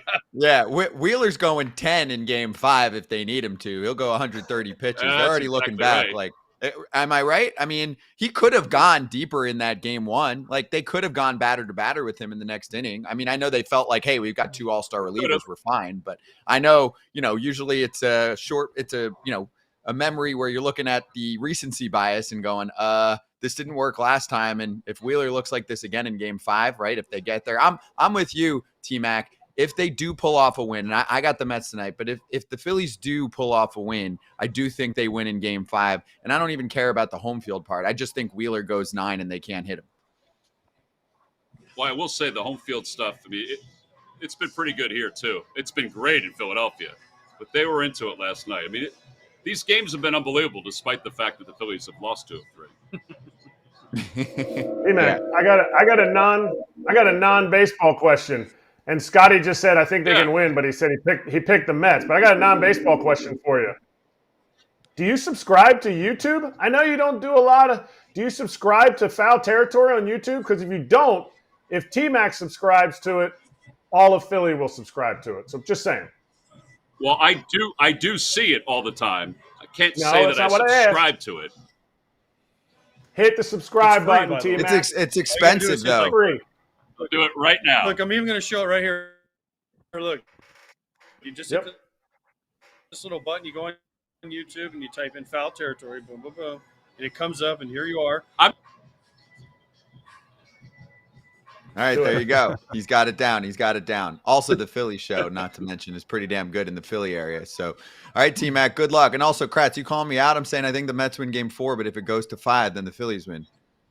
Is that what you're saying? Well, you said you agree with T-Mac, and then you're like, but I think the Mets are going to win. So that's not agreeing with T-Mac. You disagree with T-Mac. I see what you're saying, but I got the Mets winning a high-scoring game in Game 4. But if they do lose, then you're being very diplomatic. He's a Mets fan. You have to excuse Scott. He's kind of a Mets fan. I think Tom, you better get ready for college basketball after tonight. That's what I'll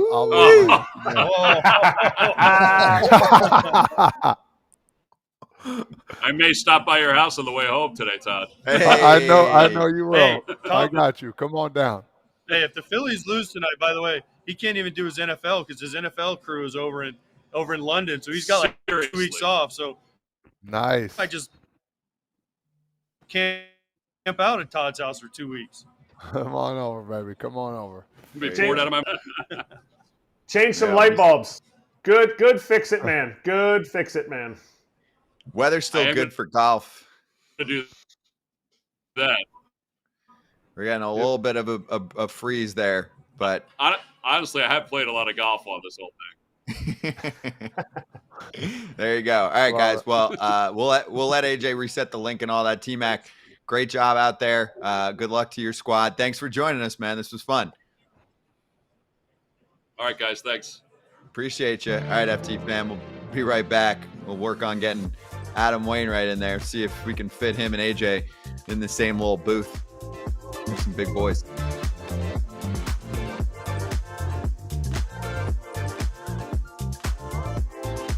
How do you feel about the national broadcasters coming in and taking over these exciting games after? Disgusting. We should be ashamed of ourselves in this sport. I don't know how we can stand to do it. I think we're doing it right. I won't say it the way AJ said it, right? Where I'm trying to upset anybody. I'm not trying to upset anybody when I'm calling these games. I think it's more important to just call the game with excitement and some energy. And that's just how I am. AJ knows this after. But when I said what I said yesterday, I wasn't saying we're trying to upset everyone. What I said was we're doing it right because everybody's upset at us. Because that means, Hannah, your Philly fans are mad at us, right? And then Batanzas Mets fans are mad at us. So it's like, okay, both of them are upset because we're both so homerish to either team or we're so mean to each team that everyone hates us. I tweeted something out the other day, and it was basically the 4 quadrants of bias, right? It's somebody said we're anti-Phillies. Then another person said we're for the Phillies, strictly for the Phillies. Then somebody said we're anti-Mets. And then somebody said we're clearly for the Mets, using some very colorful language with various parts of the human anatomy mixed in there. So I think this is more of a psychological conversation than it is a sports conversation. I think that's what's interesting about it. This isn't about sports. It's the human psychology of listening to the same crew, listening to the same group of people, guys and girls that you like listening to, that you're used to. For, I mean, what does a local broadcast crew get at most? 140 games, probably? More than that, 150. 150 games? probably. If you're not on a not particularly great team that's not going to get a lot of national television time, you're going to see these people for 150 games, 9 innings, 2.5, 3 hours, 3.5 hours a day, the whole year. So you get used to their cadence, you get used to how they call a game, and more importantly, you get used to how they frame things, right? Every conversation is framed through a very specific and particular prism. Whereas for us, we're just tracking the game. Like, people were saying, well, why are you talking about how the Phillies can come back in this game while the Mets are batting? Well, think about this. The Phillies have to stop the Mets right now from scoring anymore, and they're the favorite. They're the division champion. They're down in this game with a chance to maybe lose one of their, precious home games in one of the most vaunted playoff atmospheres in baseball. So I think the framework of that is not what people are used to, and that's okay. I also have to say, it's okay for fans to feel that way. I'm not an arbiter of how people should feel. I'm just not going to treat you like you're a child. We're adults. We're calling in a bunch of adults playing a kid's game. We take it seriously. It's a big money sport. It's a great television sport. It's high drama. That's what we're here for. And we do our best to just cover that in the moment. And we're not really thinking about a specific fan psychology or the framework of how we talk about these.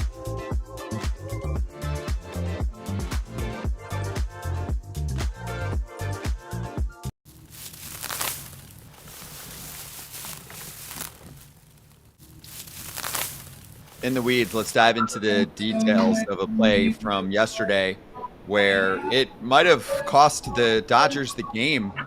Walker Buehler's getting the ground ball, weak contact he needs, and Freddie Freeman attempts to make a throw at second base, and Manny Machado is running deep into the grass towards the pitcher's mound, and the ball ends up hitting him. He sees where Rojas is set up. Smart play by Machado. I mean, yet some fans like, I don't get it. Is there a rule against that? Other fans, like, even if it is a legal play, they should be arguing about it. AJ, you want to start here on the details of this rule? And have you seen guys do this before? First of all, you guys did not talk about this earlier, right, in the first hour? We have not touched this. We waited for you. Yeah. Okay, listen. This is an unbelievably smart play by Manny Machado, okay? I don't know about you guys, Kratz and Todd, but I was taught when the ball is hit to the first baseman behind me, you run into the grass as far as you can, and you try to run right at the shortstop or second baseman who's ever covering, and you hope they hit you in the back, just like Manny did. There is no out of the baseline because as a runner, you establish your own baseline. So if I want to run all the way out to right field and touch the wall until someone has the ball and is trying to tag me, I can run all over the outfield, and that is my baseline until they get the ball towards me and try to tag me. Then I have to stay in the lane. But this is just a smart play by Manny Machado. I have no problem with it. It's not a dirty play. It's not a bad baseball play. This is actually a great baseball play. And for Freddie, he can't move as well. He couldn't clear as much as he wanted to. He hit Machado in the back, and it led to a huge inning that ultimately won the Padres the game. Yeah, I think you're exactly right. I find it a great way of getting in front of what the first baseman Freeman was trying to throw to second base. I just wish there was like a little teetering where, like, listen, because he ran from the a good portion of dirt into the grass. I feel like, in my opinion, they should teeter with that rule a little bit. You'd have to, going on the grass to me is a little crazy, but there's no rule that says you can't do it. So I think he made an excellent move, and that move right there got him 6 runs in that inning. So I think Machado, smart base running right there, and I thought the crazy part was nobody said anything. Nobody came out, no arguments, nothing. I don't know. Maybe I didn't. I just saw, who was it? Rojas, shortstop, was like, what the heck happened? But that was really it. So that was more confusing to me than anything. I think the Dodgers would have looked silly if they would have come out and argued that, because it's not an illegal play. You just don't see it. You see it at between first and second. There's rarely throws at third where, the shortstop's going to get the ball and he's going to throw behind, or he's going to get the guy at third where you can veer out like that. The other one that you see it, sac fly to left field, runner on third, you would see guys all the time run inside the baseline trying to block where you assume that throw is coming from. Is it intentional to get in the way of the ball? No, not based on the letter of the law. It is intentional to run a different path, and there's no rule saying that you're not allowed to run in a different path. You're just not allowed to intentionally block the ball from being thrown to the base. It's not intentional. You don't know if Manny was trying to avoid a squirrel that was running between first and second. It's not intentional. Come on, man. Here's the thing on this. Like, I remember even on like a sac fly, like if I was running or if I was going first to third on a base hit from right field, I would run right at, if Todd was playing third, I would run right at you because I know you're not going to stand here if the ball's coming over here.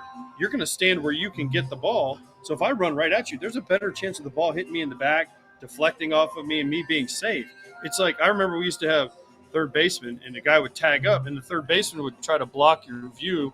You know, he'd stand there like this or right here, but he would try to unintentionally look up in the stands, but he's also trying to block your view of when the guy catches it, just so you get maybe a split second of a lesser jump. So there's a lot of little things in baseball, but I was always told, man, you run right at that fielder, like right at him. If the ball is behind you, you run right at the fielder, so that way it affects their vision and affects the throw. All right, just raise your hand or not.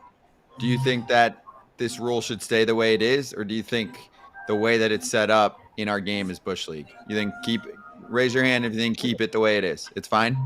Keep it. Todd? I'm in between, man. He was on the grass, bro. I don't know. That's the only. I'm not saying it was wrong. It's the rules. I thought it was a great play. But should it be the rules? I think it should change.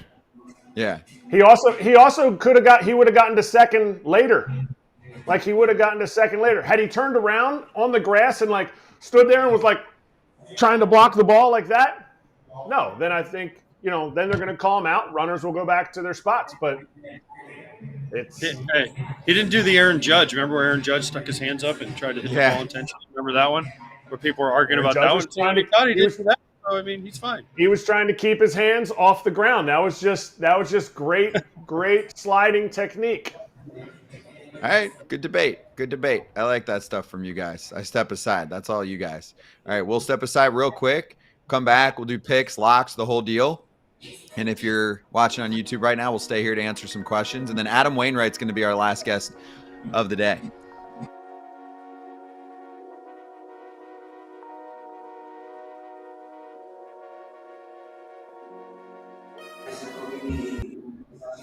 All right, I'll try and get myself over here to a question from Scott in the chat. Different Scott P. And also, please subscribe to the show. If you're listening too, thank you for the podcast crowd. Scott said, did you hear Smoltz when he said Buehler had a great outing against the Padres? I'm sorry, I know the defense was sloppy, but in whose mind was Buehler's outing a good outing? So really, what did you guys think? I mean, yes, if he doesn't have all the crap that we just talked about in that one inning, I mean, and you look at the rest of the outing from him, he was good. I mean, he prevented runs, but you're seeing such a different pitcher right now, Kratz. Like, this is not the Walker Buehler that we're used to seeing, and I think that's a shock for a lot of people. I think that means that, and maybe I'm speaking for Smoltz too much here, but I think he thought it was going to go worse for Buehler. I think he thought he was going to be out after the second inning. And is this a good outing for 2021 Walker Buehler? No, this is a good outing. This was a good outing for the Dodgers. I know they lost the game. I know he gave up 6 earned runs, including the one that Freeman threw into the back of Machado. But you sit there and you go, what did they need out of Walker Buehler? They needed a win. Well, they didn't get it. Okay, what's second best? The length that they gave him. So to me, I think it was good for what Smoltz expected. Okay. And good call here behind the scenes. The Miguel Rojas play really cost them. Like Todd Father, doesn't he just do a little flip over to your second baseman? And he's hurt too. So I was just like, why is he trying to be a hero there? Yeah, get the one out. Just get the one out. I mean, if you get 2, that's great. You always try and get that one out. And Yeah, I think he thought he was closer than what he was, if you want the truth. He didn't look hurt there, I guess in the heat of the moment, the adrenaline and the rush. But flip it to the second baseman there. Hopefully you get two. If not, at least you got one with an opportunity to get two for the next batter. That was huge. He didn't get any of them. Yeah, no, he didn't, and that kept it going. AJ, final word? I mean, I got to watch some of it. I missed kind of the early innings. I couldn't hear it because we were at dinner. Sorry about Nobu. My bad. Whoops. Yeah, show dinner. But yeah, I couldn't hear the commentating, so I don't know what Smoltz said. But I mean, Walker Buehler, after the first inning, really settled in and gave him innings, which they need, especially with a bullpen game today. My bigger question is, the Los Angeles Dodgers are playing the San Diego Padres in a must-win game, and we don't know who the starting pitcher is. Exactly. Whoops. Exactly.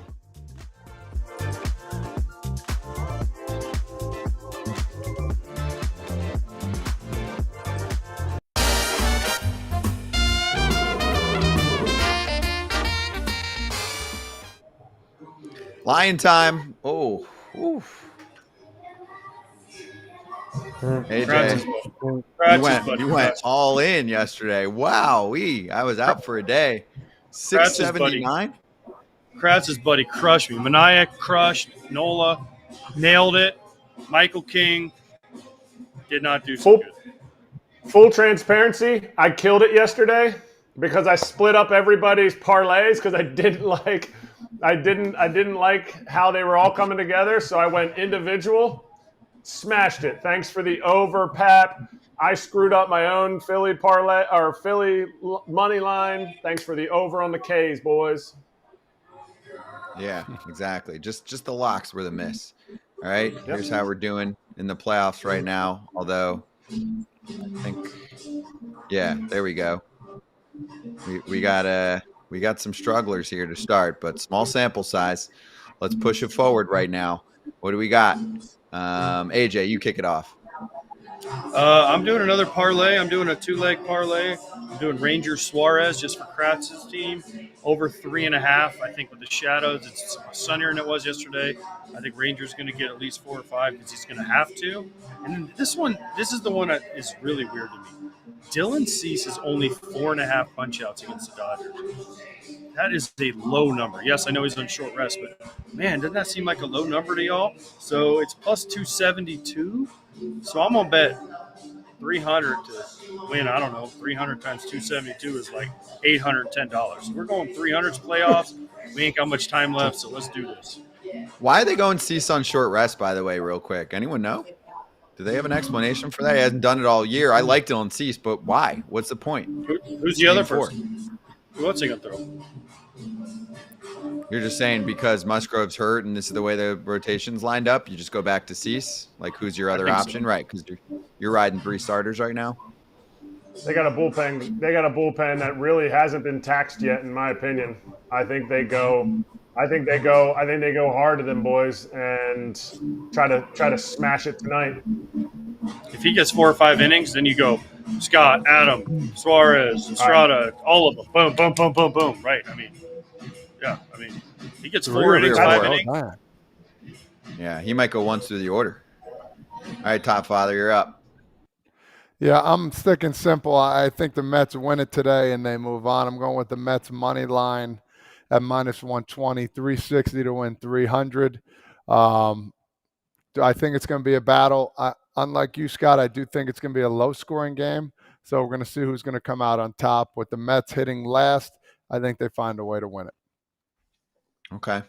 Metropolitans. I'll piggyback off that because I've got over 8 runs. And this is one where I might even look at, an 8.5 kind of number and buy myself a little bit more and get myself into the plus. But for the locks, I'll just keep it simple.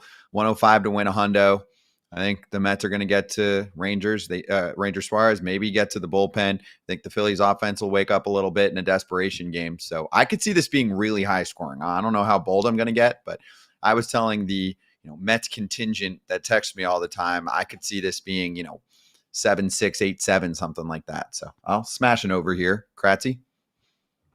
I'm going over strikeouts. Seth Lugo is at 4.5. The last time he faced the Yankees, he struck out 10.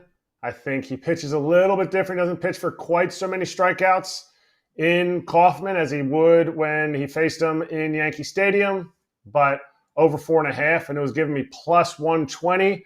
I might have gotten hooked because of the plus 120, but you know what? I love plus money.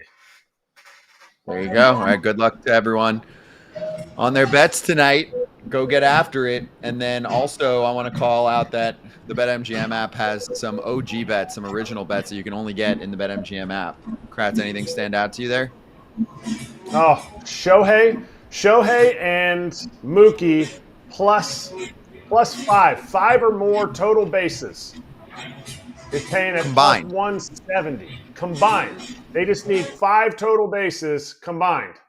Plus 170. I love that pick. And Luis Ariz and Tatis for plus 5 total bases is paying plus 200.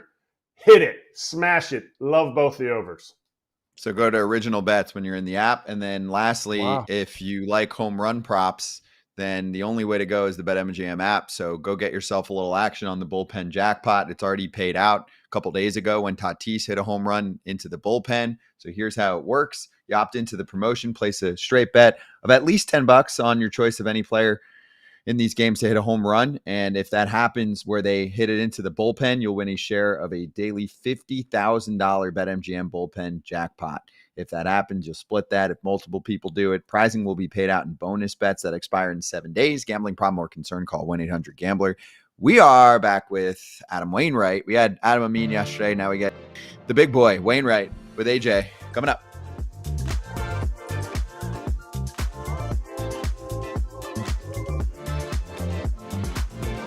How fast, from your perspective, did the home run by Harper and then the home run by Nick, how fast did that happen? Because you sit there and you have a game plan, and I've been in scouting report meetings. Hey, we don't want to let Harper beat us. Technically, if you're really thinking about, hey, Harper's not going to beat us, he didn't beat you. You guys are still winning 3-2 with Sugar in the bullpen, so you guys are still up. Sevy's got like 74 pitches at the time. At that time, it wasn't Sugar. It was Budo in the 6th. Oh, when Budo was when you did this one, it was Budo. Okay, it was Budo. Yeah, it was Budo that was up in the 6th. Harper didn't beat us there, but they got the momentum back. Because they were down, man. And as soon as Harper hit that ball, the whole place went nuts again. And 2 pitches later, I think it was Castellano. Now he's tying the game. So it happens quick, but that's baseball, But you're the manager. So is that why you went out and told McGill why you went out that time? Like, did you want to make sure a certain point was across? And what did you tell him? What did you say in that meeting? Because I love that you went out there. Some managers don't take the trek, but you look good walking out to the mound. You don't have like a weird limp or anything like that. You look like you're young. He's in shape. Yeah, I don't know about that. Yeah. Okay. No, I just wanted to go through the whole situation, how we were going to play Turner at first base. I didn't want to give him the whole, even though I was going to pitch around him. If Turner would have taken second base, I had a decision to make there. But yeah, even then, as I'm talking to McGill, we gave him a pitch to hit, and he almost beat us. He hit a bullet down the right field line for a foul ball. And as soon as that ball came out of McGill's hands, I'm like, what a win, boom. And then I'm glad he was foul ball, And the whole time I was like, Turner, take second base. But obviously they're not going to do it. But yeah, it was just me going through all the scenarios there. And, like I said, not only the guys in front of Harper, but the guy behind him, he's a pretty good hitter, and he got us yesterday.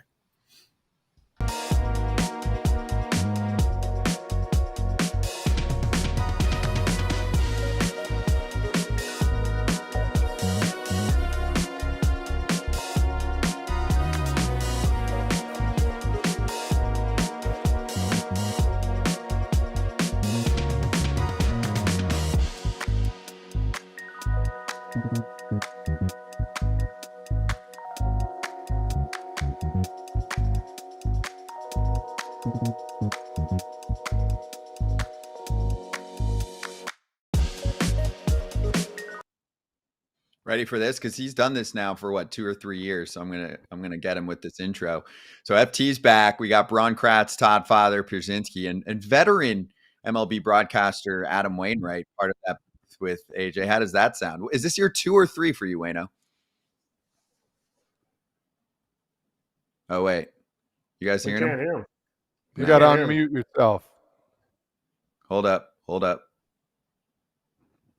This is how I like AJ. I got it. They look great. Sorry, Oh, there we go. Claude muted us and didn't tell us. Woo! Way to go, Claude. Oh, Claude. in the booth, but That not wasn't on the Claude's podcast. fault. Come on, man. All right, so what is this with the AJ Amin Wayno combo? Is this year 2 or 3 with you guys? I feel like it's been year 5, but you guys are real comfy together. I think this is year 3. Yeah, because you missed the 22. So, yeah, this is year 3. It's 3. year 1. He's with JD Vance now, so it's year 1 actually. Yeah. I love when we got AJ with the hair. But all right, Wayno, you having fun? What do you think of this series? And do you think the Mets can close it out? Does Quintana present a good matchup to the hitters for the Phillies? I'm having a blast. This series is crazy cool. Quintana's a very tough matchup for really anybody. I mean, he spots the ball well. He locates his fastball really well. He's got a little extra carry, a little extra cut. You know, he knows what he's doing. He's a veteran pitcher out there. He's had some great games in the postseason.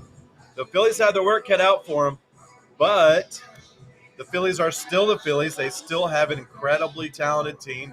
They have a team that is, you know, talented enough to go all the way. They could win the whole thing. The key is, can they win today? Because if they win today, I think they win Game 5. I don't know that. The Mets are playing like crazy, ridiculous baseball right now. But I think another chance at Zach Wheeler at home at Citizens Bank would be tough for the Mets. I'll just say that. But I also think it's going to be very tough for the Phillies to beat the Mets today here at Citi Field. Yeah, I think you bring up a good point there. I play with Quintana. I'm sure, AJ, I think you play with him too in the later years. The guy just doesn't get upset, man. He goes out there, goes about his business. Talk a little bit about like that as a pitcher, like when a guy just, you know, he strikes out the side, does whatever. He gives up 4 runs. He doesn't care. He's just low key, just on that one level, and how hard that is to do as a pitcher, especially in the playoffs. Well, I think if you look at Quintana, there's a facial expression that he has when he walks in the clubhouse on start day. You know it's his start day because he's like happy-go-lucky, Mr. Friendly guy on the other 4 days. But on that 5th day, he's like, he looks like a robot killer, dude. And he just puts that. But, you know, I'll say this about Ranger Suarez, too, because both these guys have metrically below average velocity on their fastballs. But they use them both so well. You know, they're Rangers got a little bit more movement than the eyes can really pick up, but he locates it extremely well. Quintana, lower fastball velocity, but just locates it really well. But what really impressed me about Quintana, what you said, Todd, every single day this guy comes to work. Whether it's to work to support you and your start day, you see these Mets guys, they're painting the eye black on their cheeks for the starting pitcher who's out there that day. I love that. This team has really come together. But Quintana is a great teammate, incredible competitor, one of the best competitors. And by the way, first of all, Todd, let me say this. The later years, I caught his first ever start, his first ever big league appearance. So it might have been the later years for me, but it wasn't for him. It was his first big league start. So I meant later for you, you old man. Yeah, I played like 5 more years after that. So yeah, but thank you. But no, let me ask you this, Wayno, because you know, obviously you love starting pitching. You were starting pitching. You also closed the big game kind of against the Mets.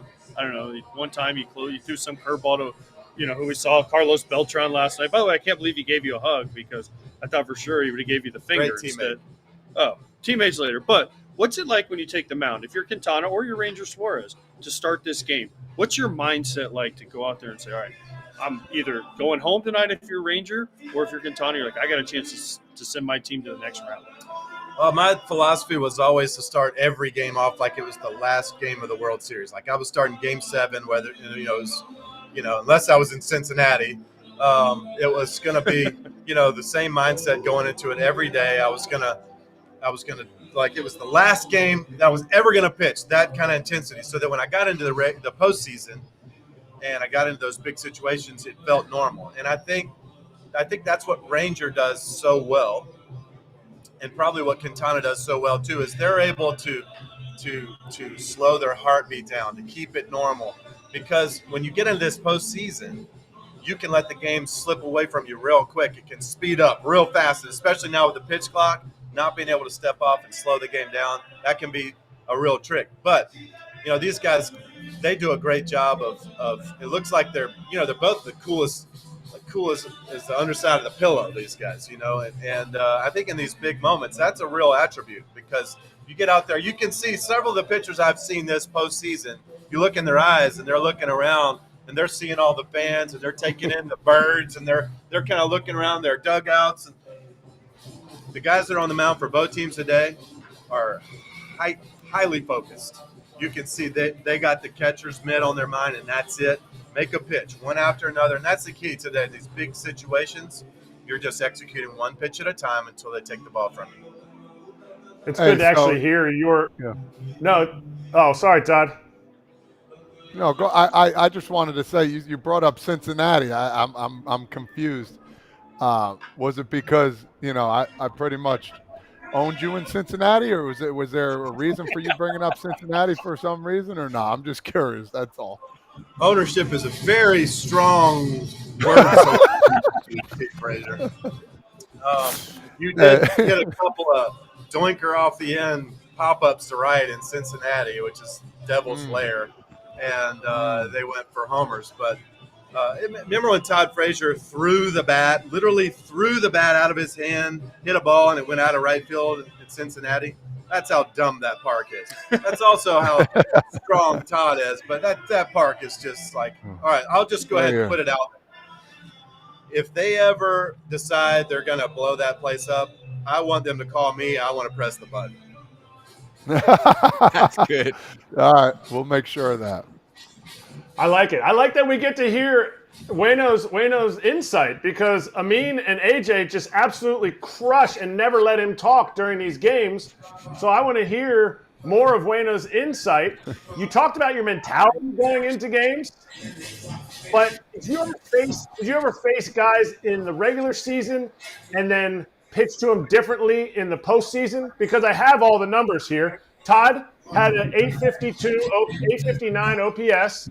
AJ's hitting 500 off of you. I'm hitting 333 off of you. Do you face us differently in the postseason as far as like throwing different pitches? Because these guys have faced each other so much during the season in the interdivision, or is it just the same approach, same pitch selection? This has all become very clear on why I was invited onto this podcast now. Wow. Okay, let's get AJ out of the way first. AJ has 2 doinks over the second base, like just off the end, broken bats. No, they were in. You tried to pop me in, and I got the head out and threw it over the second baseman. Yeah, that's also very strong words. The other 2 knuckleheads that you're talking about here, nobody's done any damage off me in the postseason. What are we talking about? All right. Besides that, my partner in crime here on the telecast yesterday, let me tell you what he did to me. We go into this like final thoughts thing yesterday, and I had this big moment where I'm like, you know what? I'm going to pump up the pitching coach, Jeremy Hefner, who was a former Cardinal and kind of a disciple of me, actually, like with my pitching philosophies, which really was like my first ever guy that said he liked me growing up. It's very important, special to me. Anyways, he goes out to the mound to talk to Manaea yesterday. And he walked a couple guys in a row, and he's got a big situation. The Phillies really started to come alive. Their dugout's buzzing. They got Castellanos at the plate, who's been very good this postseason. And he goes out to talk to him. Bryce Harper's coming up, right? Yeah. And he punched Bryce out, change up, curveball, sweeper. And then he ends up getting Castellanos to hit into a double play to end the inning. And so I'm thinking, dude, the key for me the whole day today is the pitching coach had a great meeting. Went out there, pumped him up, and got his pitcher back confident. Ended up going another whole inning after that, just dominated. I'm like, way to go, Hef. And so they're like, hey, Wayno, what do you want to talk about in this moment? I'm like, oh man, I want to blow Hef. I'm gonna just blow up Hefner right here for having a great. That came out wrong. For having a great meeting. And so we get into this moment, and he's going to talk about something totally different, right? Well, they throw it to AJ first. But the question and he asked me, pumps up Hefner. But the question, the way it was posed to me, what was the biggest moment in the game? And I was like, what was I supposed to say? Because that was it. So I'm like, you know what we call that? You son of a gun. We call that mugging. The camera wasn't on us, and I was throwing punches in his ribs because, he took my thunder. That's the way it goes on live TV. Also, he got mad because we did so when we do our open, we rehearse our open, and we don't talk about what we're going to say at all. Like they just say, all right, you have this. We're going to talk about like this person or this or whatever. And so at the beginning, they say, all right, we're going to throw it to me first. Adam is, and they say, talk about the series through 2 games. And I was just like, the stadiums have been electric. And he looks at me and goes, you're just going to steal all my stuff all day? So then it was just seriously, just became like a bit. I'm going to start, like, when they ask me what I want to talk about, I'm like, I'm not telling you. You don't tell me. Yeah, exactly. All right, well, can you tell us this? Did you cry a little bit? Was there a tear shed when you heard the Cardinals are starting to rebuild? Well, I think that's yet to be seen. I mean, are they really going to rebuild? Because the Cardinals have never been a full rebuild team. They've never done that. They've never, just started from scratch. And that would be a bad thing for St. Louis because we don't really have patience for a 5-year rebuild in St. Louis. That's not going to be met with a whole lot of happy thoughts. I still think they have some really, really great players to build around there. They have some really good young pitchers that are coming up through the system that are going to be awesome. They need to build up their position player minor league system a bit. There's not, from what I could tell, there's not a whole lot coming that's going to be like major impact. Now, maybe I'm wrong, but that was kind of surprising that through the last couple of years, they got kind of rid of some of the roving pitching instructors, some of the scouting development departments that they had that have always been such a strength for the Cardinals. But they just were pouring into so much into the big league teams, and we underperformed. That's odd that the general manager can't go out there and drive in runs. They can't get people out. Eventually, the players have to perform. And this year, the big guys didn't perform like they know that they want to. And the year before, the big guys didn't perform like we wanted to. And so the players have to take some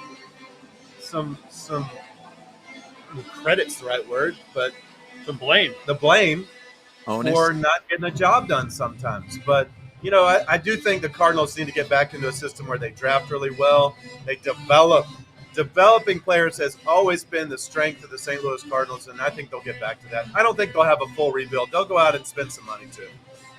Quick follow-up here, because you were there not long ago. Did you see a change with the amount of instructors there? I know obviously you're not hanging in the minor leagues, but you talked to players coming up, and apparently the Cardinals were like one of the first franchises to really do that well and beef up their player dev. And the storyline from some of the best writers out there was that they had to kind of shift some of that away, cut it so that they could spend it more on big league players. Obviously, most Cardinal fans are like, come on, you got to have both. But what do you think about the way that it's set up there with players getting the help they need? AJ and I've been talking about a little bit. Did they really have to cut some of the areas? I mean, they still make a lot of money over there. Excuse me. But I don't remember what the question was. What did they have to cut the minor league development to give them in the big league? I mean, they did get rid of Yadi's salary, so I mean that was like $100 million. I'll tell you this, and I think this is just a learning curve for the entire game. I don't think this is a St. Louis Cardinals issue as much as it is a baseball issue. For so long it was like old school coaching and scouting and developing was the only way. And then we all of a sudden got so much information. and that's good. But how you use the information matters. And so I think we jumped so far into the analytical mindset that you throw away some of the old school philosophy and things that made you special and things that worked. And I think this is across the game. Analytics, good. Analytics the only way? No. Old school, good. Old school the only way? No. So there needs to be this great, juxtaposition here Wow, where that's a big word for us. you use analytics to beef up your old school, and you use your old school to beef up your analytics, and there needs to be this great symbiosis. Oh my gosh! I'm killing it. Wow. I'm killing it right now. Wow, he's been hanging out He's a with that vet. way too much. But there needs to be some kind of meshing of the minds here, and that's a learning situation. It's a learning curve, and I think everyone's still learning. Speaking of beefing up, now that you're a full year out of not playing, are you completely out of shape? I'll tell you this, I just started working out again. I used to, for so long, as y'all know, you walk by you got your routine, you have to get in the gym and you have to do this, and you got to go to the field and you got to do this. And it was fun for me to walk by the gym and go, nope. I have enjoyed not working out for a while, but now, I took my shirt off at the beach the other day, and I was kind of like, that's not very good. So we got to work on this a little bit. I love that. All right, we're saying bye to the TV crowd, the Bally Sports TV crowd, the whole deal. Okay, we're staying for one more minute, one last really statement to Waino and AJ as they say goodbye. So bye to everyone watching on TV across the country, YouTube crowd. We've got another minute for you with Waino and AJ. We just want to let him know a special thank you. He'll like this on the way out. So stick around for 1 second here.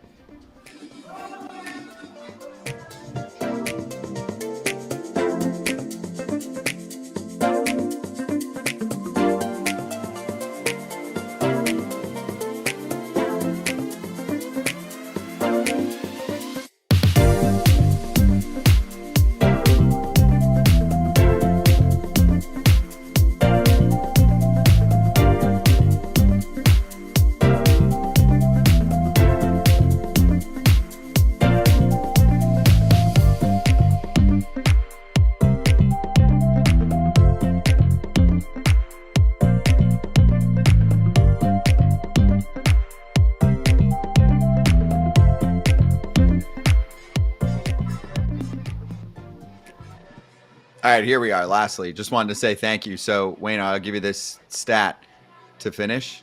So you were the first guest ever on this show, not counting Ken Rosenthal's appearances because he's on with us all the time, multiple times a week. You are now guest number 1,102 since we started last year. This is a player-run show besides me just being a little point guard. And we appreciate you, though, dude. So you're part of history forever here. We've built up a lot. We're all over TV and that whole deal. But thanks for being number one. You can always say that. We started something great together. Exactly. Now, you bought stock when it was worth a penny. It was a penny stock back then. Here's the thing, though. Like, when I call Waino or I text him, like, on the 1 year anniversary and say, hey, you're our first guest. And then he gives me I didn't get no text from that one. I'm like, well, I promise you we would not have forgotten that. No, exactly.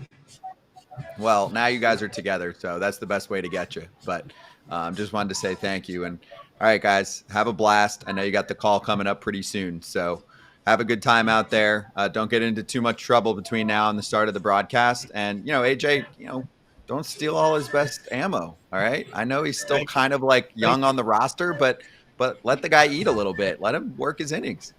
One time. Hey, you know what? I'll just sit there and not talk all night. That'd be fine No, with me. you don't want that. I get paid the same amount. No one believes that. We were in the managers meeting yesterday. Real quick, I know you got to go. Managers meeting yesterday. I was like, what about? Wow. That's not true because Mendy, we had Mendy on the show on Monday, right? So then I went in the manager's meeting. I didn't have any questions for him because he had answered them all on our show on Monday. So Minnie's like, good to see you. Long time no see. That's why he sounded real smart and looked real good, asking all the right questions in there because he already knew all the answers. But I was like, dude, I had like 12 questions I wanted to ask, and you asked all of them. He looked AJ at your does the sheet. show You every got to day. hide your sheet, man. Hide your sheet. Yeah. Hide your sheet. Don't say any Check of your your good joke. thoughts before the game. Production call. Don't give away any of your nuggets. That's right. That's why AJ does this show. He's got the prep down. All right, guys. Have a blast out there, all right? Have a good call. Enjoy it, and we'll see what happens, all right? All right, thanks for having me on. Appreciate you guys. Thanks, FT fam. Enjoy the games. There's 4 today. We'll see you on Thursday. Hit subscribe like Tom McCarthy.